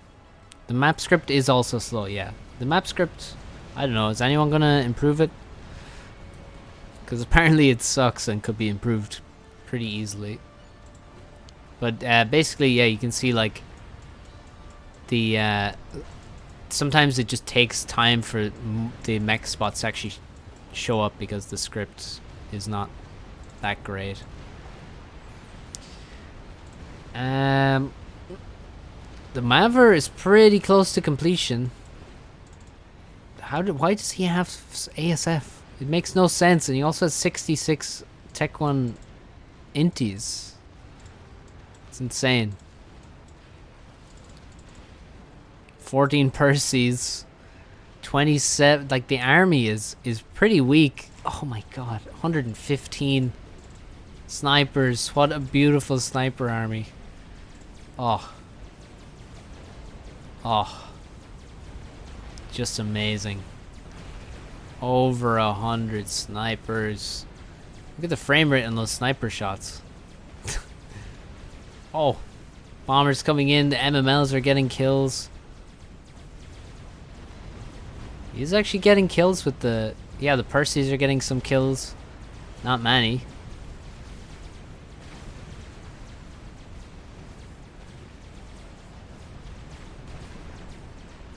Oh, it can't be applied to maps. Okay. Yeah, I know it's a mod. Yeah, that's why I'm saying it's like... That's not really the improved version of Crazy Rush. It's a mod, not a map. God damn these snipers, dude.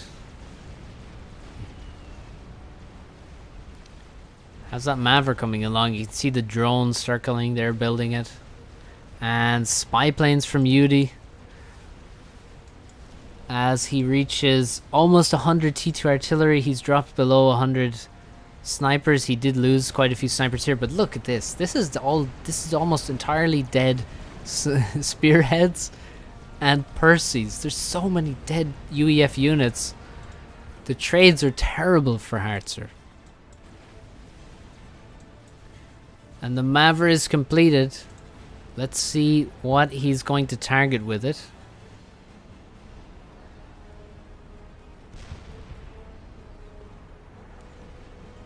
Let's see where this shot goes. We're slightly too late for the second.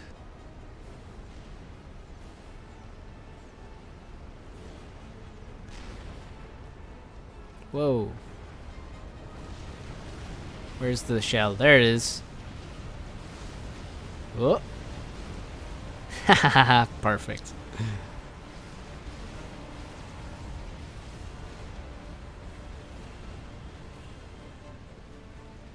Oof. 4 dead T3P gens. Thank you for subscribing.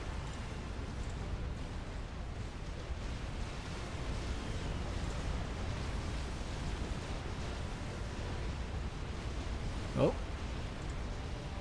So he's targeting Tech 3P gens.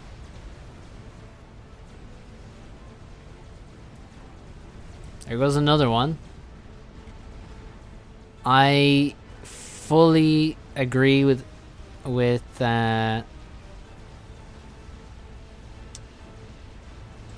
getting horrid lag. Are you? How's the lag now?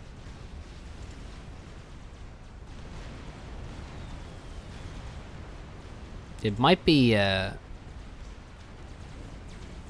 oof, what was that?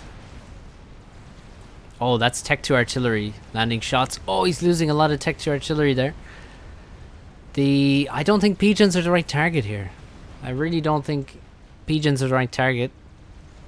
He should be targeting... He could kill the entire grid of mexes.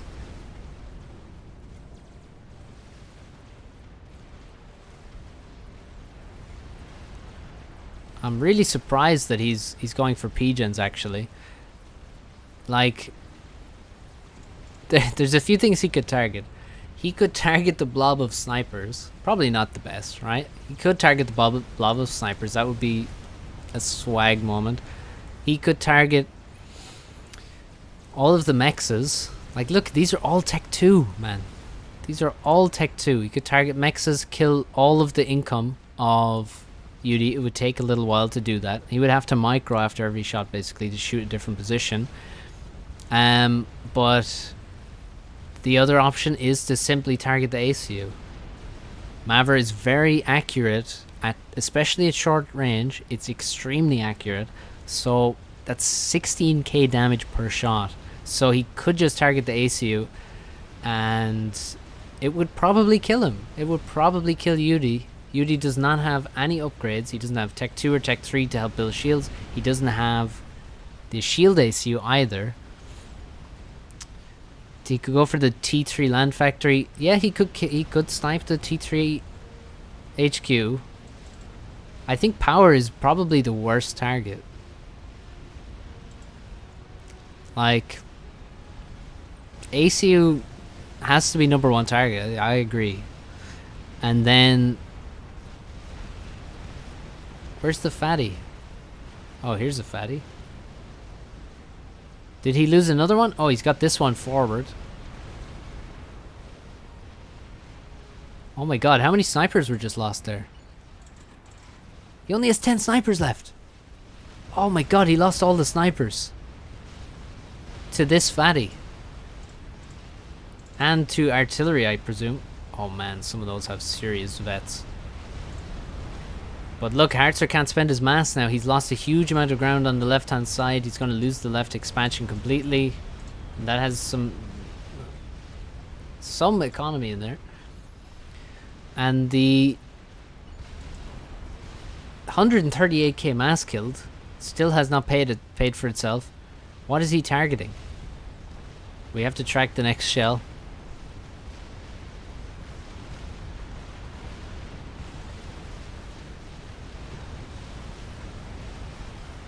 Janice. And look at Yudi just running over. Oh, he's targeting pigeons. He's still targeting pigeons. Oh, it's just the wrong approach. It's the wrong target. Look at Yudi.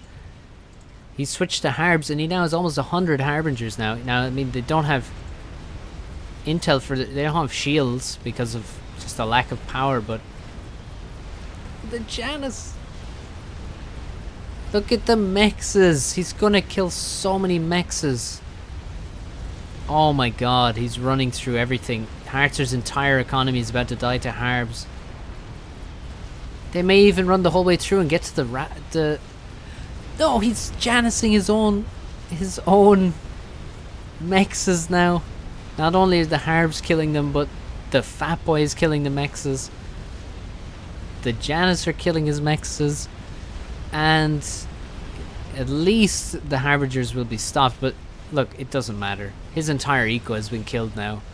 He's way back to a measly 250 income, down from over 1,000, and my god, that's game, unless he snipes the ACU, which I will say he can do with the Maver. You can easily kill an ACU with a Maver. He has to find him though. He was here, but now I don't see the ACU. He's still targeting P-gens. He's getting completely run over. He still has a fatty to defend himself. He has quite a few Percies, but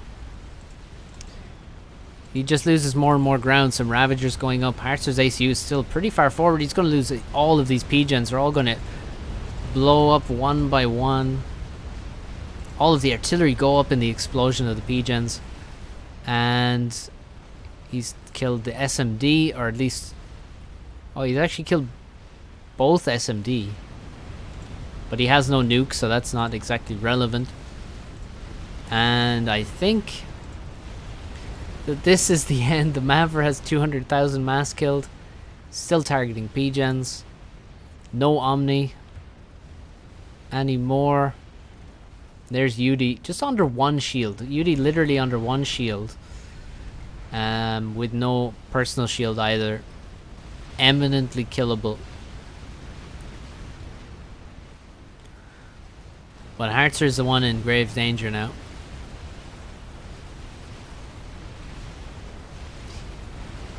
He's not gonna last too much longer.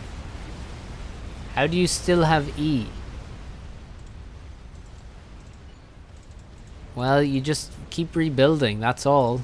The Maver can't kill fast enough to really stop you.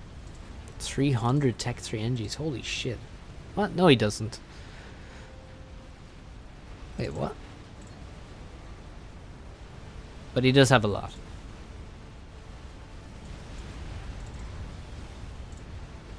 And Hartzer still has 2 fatties. He's got some Ravs.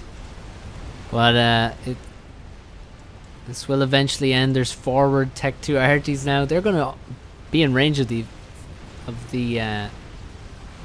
Maver very soon. And Hartzer goes down. There's Yudi's commander. And yeah, I mean, yeah, Hartzer made some mistakes. He should have won this game for sure. I mean, even at the end, the fact that he gets to the end and he's only 300k mass behind after having lost almost all of his income for several minutes shows you that he was in a really good position. Making the Maver was a ballsy move. I mean, he made too many fatties and they mostly lost them to artillery. That's a no-brainer. That's a bad move. Could have made like a, you know, a lot of things, like a satellite.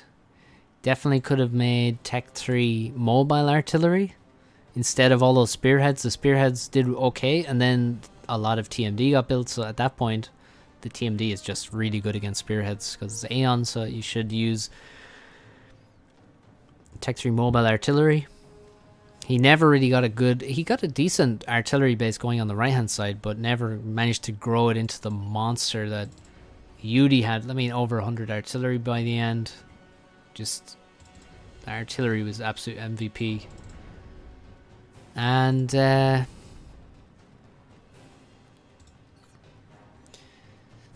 the Maver targeting. He could have targeted the ACU.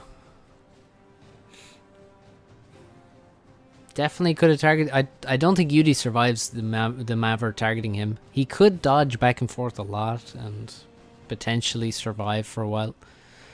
But it's going to be really hard. Yeah, he could have targeted the ACU. Could have targeted a lot of things. T3 land HQ, somebody said that would be a decent choice. It would just stop all T3 land production for maybe a minute or more. Could have targeted all the mass. Definitely. I mean, people are saying maybe not, but like one shot. Also, if you micro the Maver correctly, what you can do is you can basically ground fire, right? Ground fire. So you might target here, and then it fires once, and then you move the ground fire to here. Then it fires again. You move the Maver to here, and if you just micro it in 15 shots, he will have. In 20 shots, he should have 0 mass income. Because it has big splash, it's going to obviously just one-shot everything. I mean, here it'll have to get through the shield, but again, that's like, what, 2 shots? What's up, Lee? If the ASU kept moving, he wouldn't have never hit. Well, the thing is, I mean, Yudi has 11,000 HP. If he gets hit once, literally once, he will die. And it also means he can never get an upgrade if he's targeted. So like he could potentially try and dodge forever, but it's basically impossible to do that. There's no way he could have dodged from the time the Maver was built until this point in the game. That was a long ass time. I'm pretty sure he would have died. Like 99.5% sure he would die. What's up, Basher? Buongiorno. Could you set up a perfect patrol move? You probably have to just patrol move, yeah. But perfect, I don't know.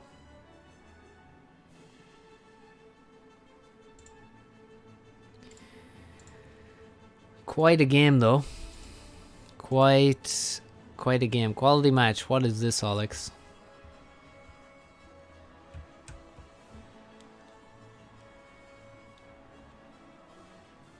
What is this?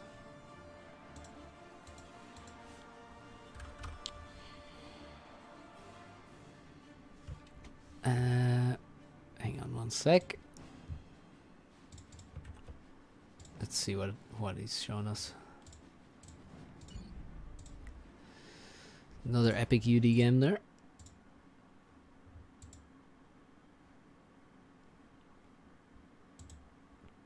What is this, eh?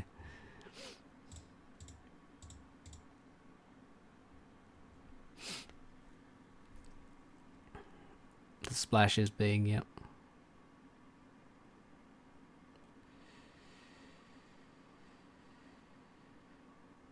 GG indeed, Scoot.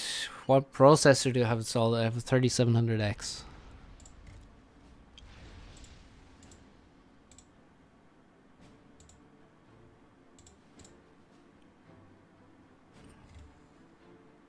All right. So, we have Crazy Rush Anywhere. Maver damage is 16,000. Crazy Rush Anywhere and Sim Speed plus plus. So that's why you see the Cybran build. They don't have to build drones. They just have a laser. And Crazy Rush Anywhere is exactly what it sounds like. Crazy Rush mexes. Every single mex is a Crazy Rush mex.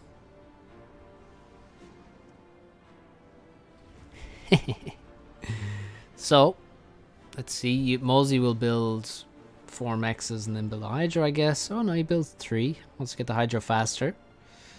Which is fair enough. That actually makes sense. Sim Speed plus plus and Life Sarah does help a decent bit. It's true. Tex actually builds a 1p gen for some reason, even though he has a Hydra next to him. Maybe it's not bad. Big Bang with 2. Not sure that that's definitely not correct in my opinion. Oh no, build the Hydra, dude. What the? Oh, he ran out of mass. Jesus, yeah. Okay, Big Bang building all the mexes separately. Yeah, he definitely messed up his build a little bit.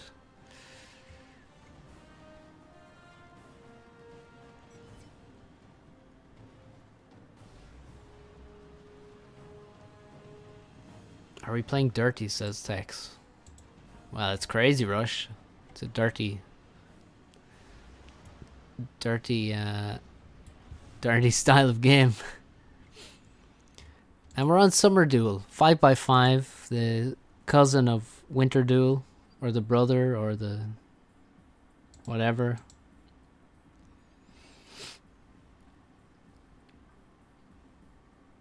Stompy Stomp. I guess he means, you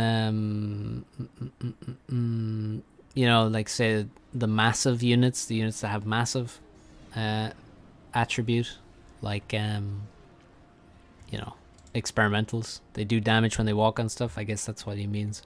Is removed, or was removed by SimSpeed++ by accident. Yeah, so nobody using Land Scout in the front except for Tex is pretty weird. The step, bro.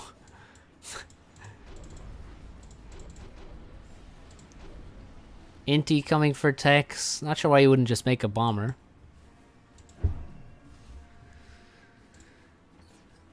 Tex with the slight score lead. Big Bang with actually the most mass, but he's probably... Well, actually, Big Bang is looking nice, but he's sacrificed factories, basically, for what he has. And now there's bomber in. That's not the best place to bomb. Didn't attack the NGs, now he's off map. Oh. Oh, only a single kill.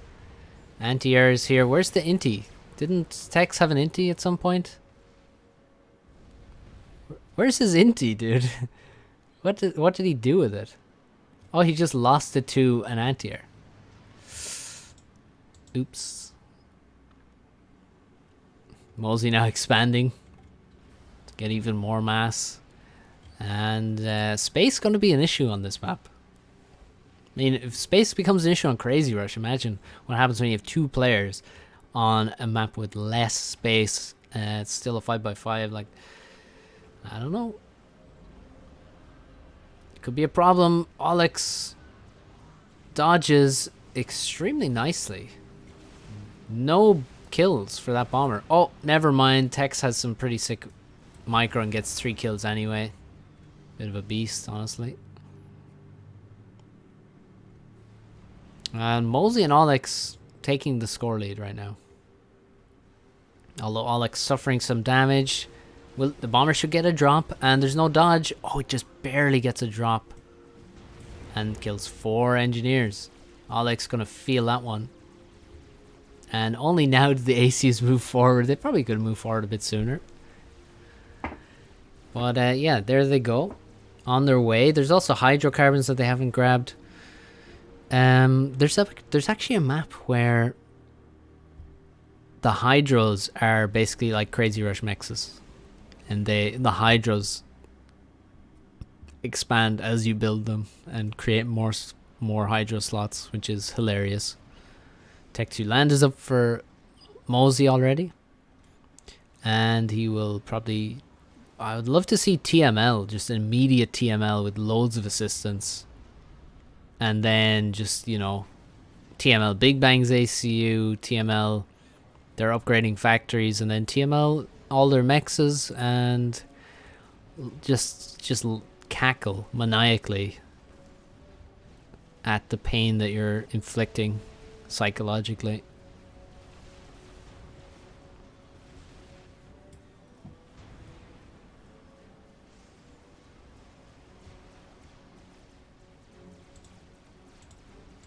What do you mean where build space is important? I mean, you can't build on this hydro slot anyway.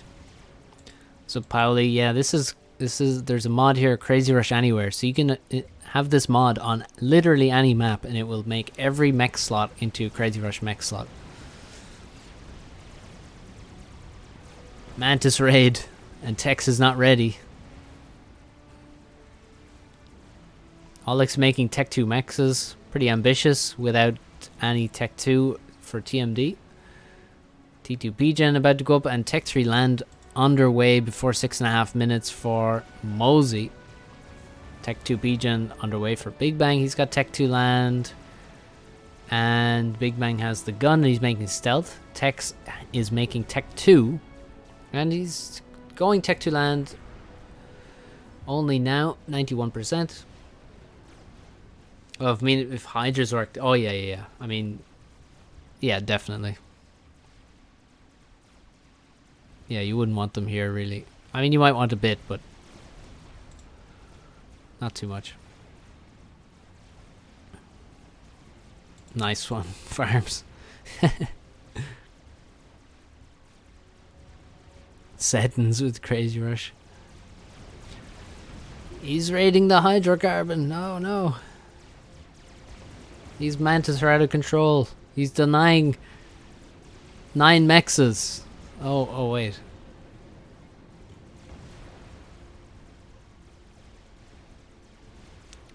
Look at Mosey creating a beautiful grid for himself.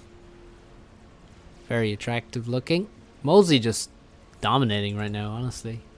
Although he is overflowing that mass. Or, well, who's overflowing to who is the question. I think Alex is the one overflowing more so. But they're both... like... they're both overflowing, though, really.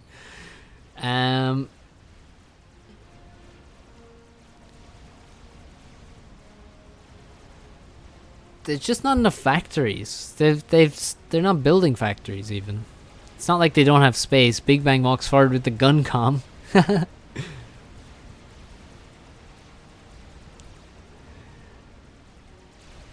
Gun comm for Big Bang. Gonna take out precious build power.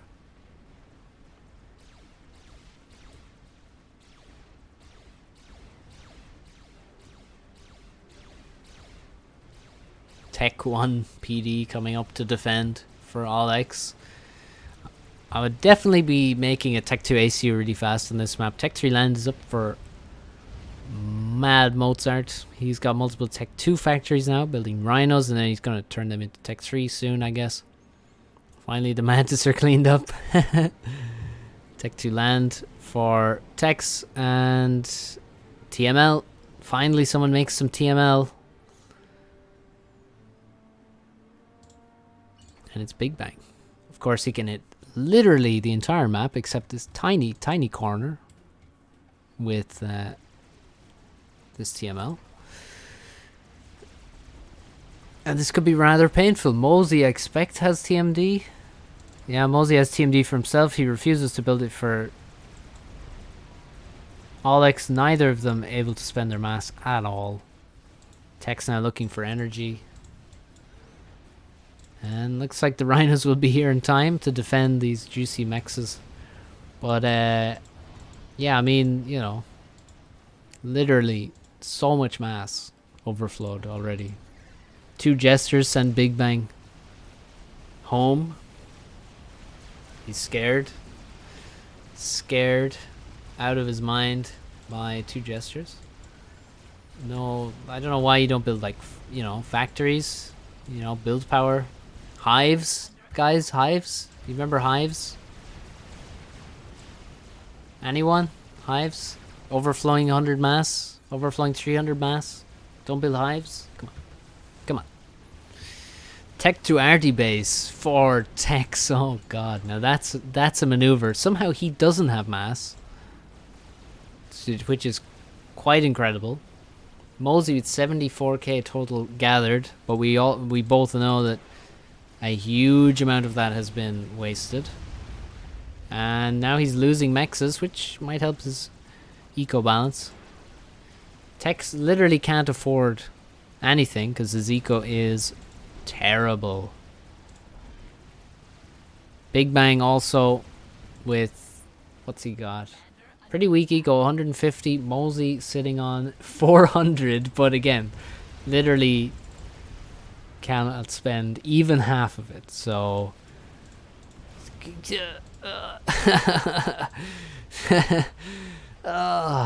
physical pain. Mosey arrives on the front line with the Tech 2 ACU and begins building PDs that immediately shoot into the cliff, achieving nothing. Nice. The Tech 2 RD's just absolutely mauling Mexes, although Mex is really not the best attacker thing to attack. He should just target the HQ. And he could even target Olix's ACU, as could the TML. Loyas arrive on the top side as Tech struggles to make Tech 3 land. Once again, he simply cannot afford anything because he has not got enough eco.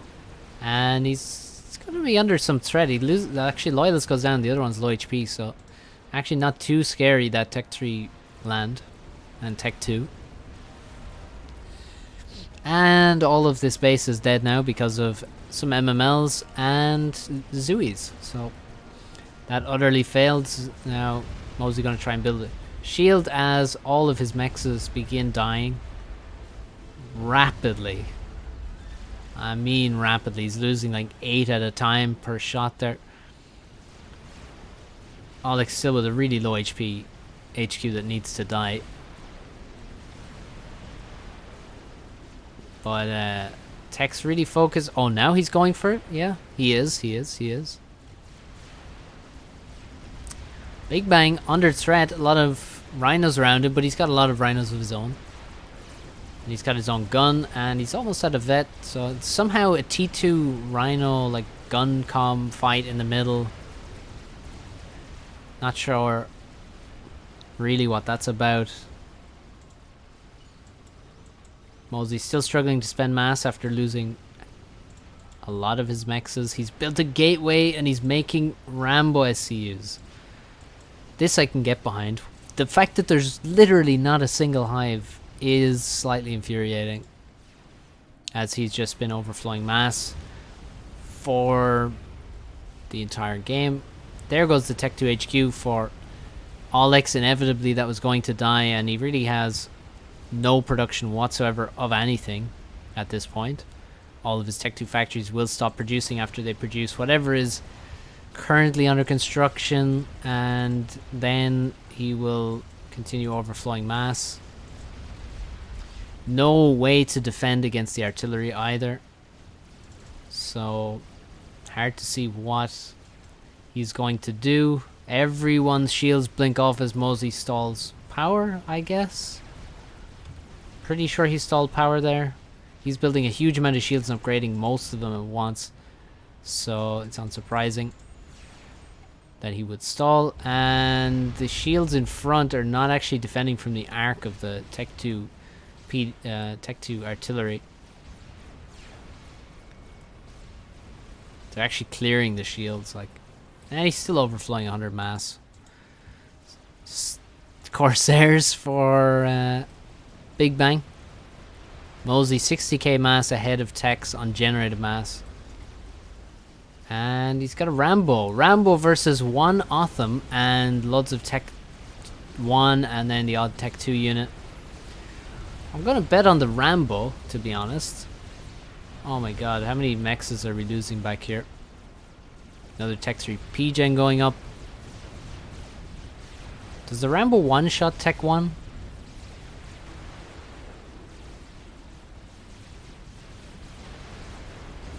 Wow.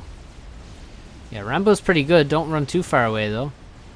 Tech somehow, or rather Olex, still hasn't gotten completely run over in the front line, but it seems like it's only a matter of time considering he has very little production. He does get another T2 HQ up, but again, surely that can just be targeted immediately and killed. Second Rambo arrives. Takes a while to clean up all these messes, but the ACU builds some PDs. to help out. He got TMD. He's lost all the shields in the front though, except for this one, which is actually under threat now. It will blink on now, which is quite nice. Could still be targeted by the Thams, but they go down. Alex about to get run over. There's bricks at the front line. Tex, I'm pretty sure Tex was down here, and then he queued up a, I'm going to assume he queued up a one here and ended up walking the whole way around, because he still only has 4 artillery when he should have like way more than that. His army, there's not much going on there. He's got 3 Tech 3 units. His eco, he's up to almost 500 now, so he's doing well. The artillery is just fantastic. There was never a single one built by Molesey for some reason. Molesey actually able to spend his mass now as he builds a spider bot. Still hasn't found the hive button. But okay, Alex is about to go down to the bricks. Oh, he gets under shield at a nice time, but it's too little too late. He gets an overcharge in. Corsair comes in. Doesn't actually target the ACU though, just targets something else. I don't know, Mexas, I guess. And Alex is dead, and now we have the Rambo comes coming just in time to not save him, but perhaps avenge his death. The T3 artillery takes out an upgrading shield gen, and the bricks won't last long against the stun locking Cybran Rambo comms.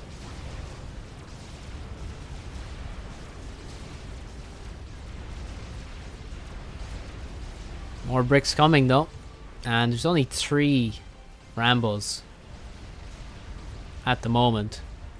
Spiderbot is going to run across the map and try and do what it can. Hopefully it doesn't get stuck on this cliff here. You got to be careful moving around cliffs and stuff with a Spiderbot. It can get stuck. Molesey's comm is so far forward. If he had Tech 3 it would be so much better for him, but he only has Tech 2. He's not exactly able to build shields that quickly. Over 660 mass income, but again, literally can't spend it at all. Not even close, because he refuses to build hives. Spiderbot, what's going to stop the spider? What is going to stop the spider? What does Tex have? Oh, he's got a lot of Tech 2 BD actually. Well, 22 under Seraphim shielding. I don't think that this Spiderbot is going to live very long. Now he moves in the land units. He's actually got quite a few Othams. They're all going to put out some major DPS, and this thing is doomed. That's a dead spider. Oh. Nicely placed Tech 3 mobile artillery. He's going to park a shield there as well. Look at this. They're in range of the frickin' P-gens and the entire Mex grid. Big Bang asked for E, and wow, Big Bang doesn't have a single Tech 3 P-gen. That is a huge oversight. Not a single Tech 3 P-gen, wow. Molesey holding on to this side. He can kill everything with the Rambos, it seems. Everything that walks up to him. In terms of longer range stuff, not so great.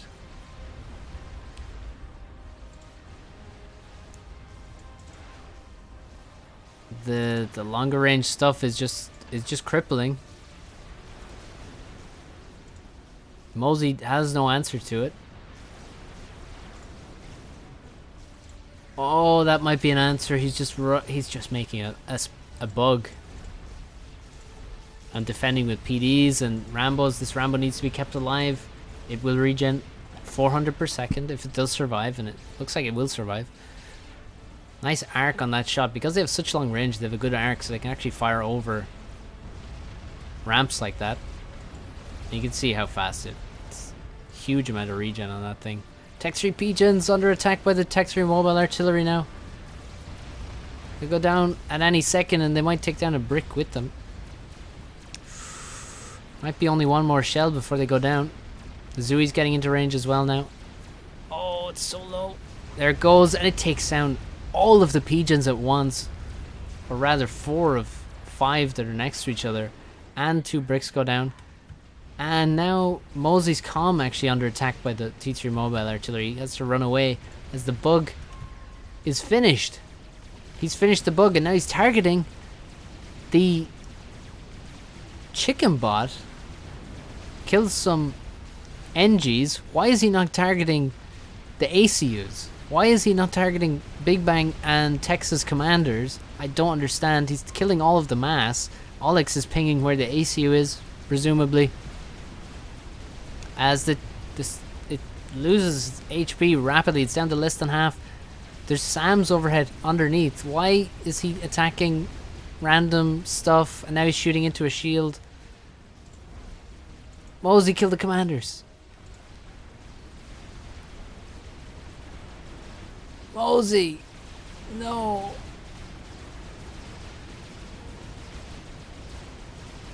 No! What about the next bug? Well, he's got 2 Tech 3 P-gens. Just build the bug. Don't build anything else. Build the bug with everything. Build it! Build it! Mosey, you could have killed both commanders. I'm absolutely sure. I mean, look at Tex. He has Seraphim shields, right? Whatever. There's no SAMs here. It's a Tech 2 commander. He's not going to build SAMs. Now I mean, I don't know why Tex is still here. It makes no sense to me. He's like, Flak? Really? Flak is your answer? Why is he not running home to where he has Tech 3 shields and more SAMs and stuff? But he's also not building SAMs, it seems. Which is more bizarre. But the most bizarre thing is that the bug did not attack both ACs. Like, Big Bang is immediately dead. No question. And so is... like, Tex is not surviving either. 18 Flak and 4 Seraphim shields is not going to be enough. I'm almost certain. Because they're overlapping. The bug has a lot of AoE. So it's going to drop basically all the shields at once. So I'm 80% sure he would die. Maybe more. And the second bug is finished. Oh my god, the P-Gen. So low HP. Big Bang says GG. As... oh, he TML'd. Did he just TML? He did. He TML sniped Mosey. Oh my god, Mosey had the bug and he targeted random garbage. Mosey. Let's kill the ACU. Guys, if ever you make a bug, remember, click on the enemy ACU. 95% of scenarios, that's what you should do. Sometimes you shouldn't do that. Vast majority of the time, you have to click on the ACU and win the game.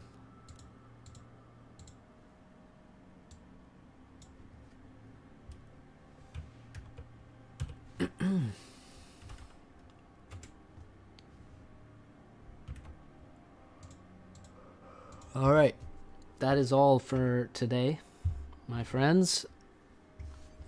Thanks for sending that replay, Alex. But we are going to leave it there. Thanks all for watching. Hope you enjoyed. Thanks for the subs and stuff. And until next time, perhaps it will be tomorrow. We shall see. And yeah, congrats again to Tagada. Oh, what's up, Boxer? Super chat.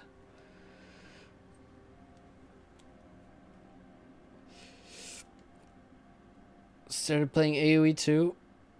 Still playing it? I am still playing it. Give me your best joke. £10 from Basher. Oh god. Shit. Let me think.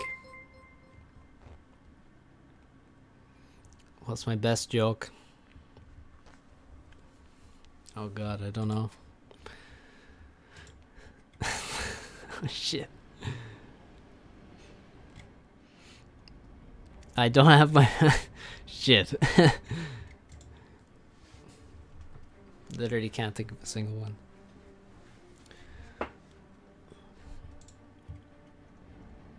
I think the best joke is what qualifies for gameplay in most of my casts.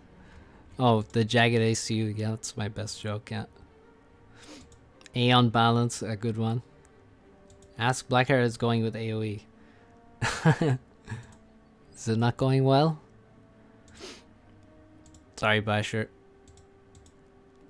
Thanks for the £10. I'll come up with a good joke for next time. Next time I see you.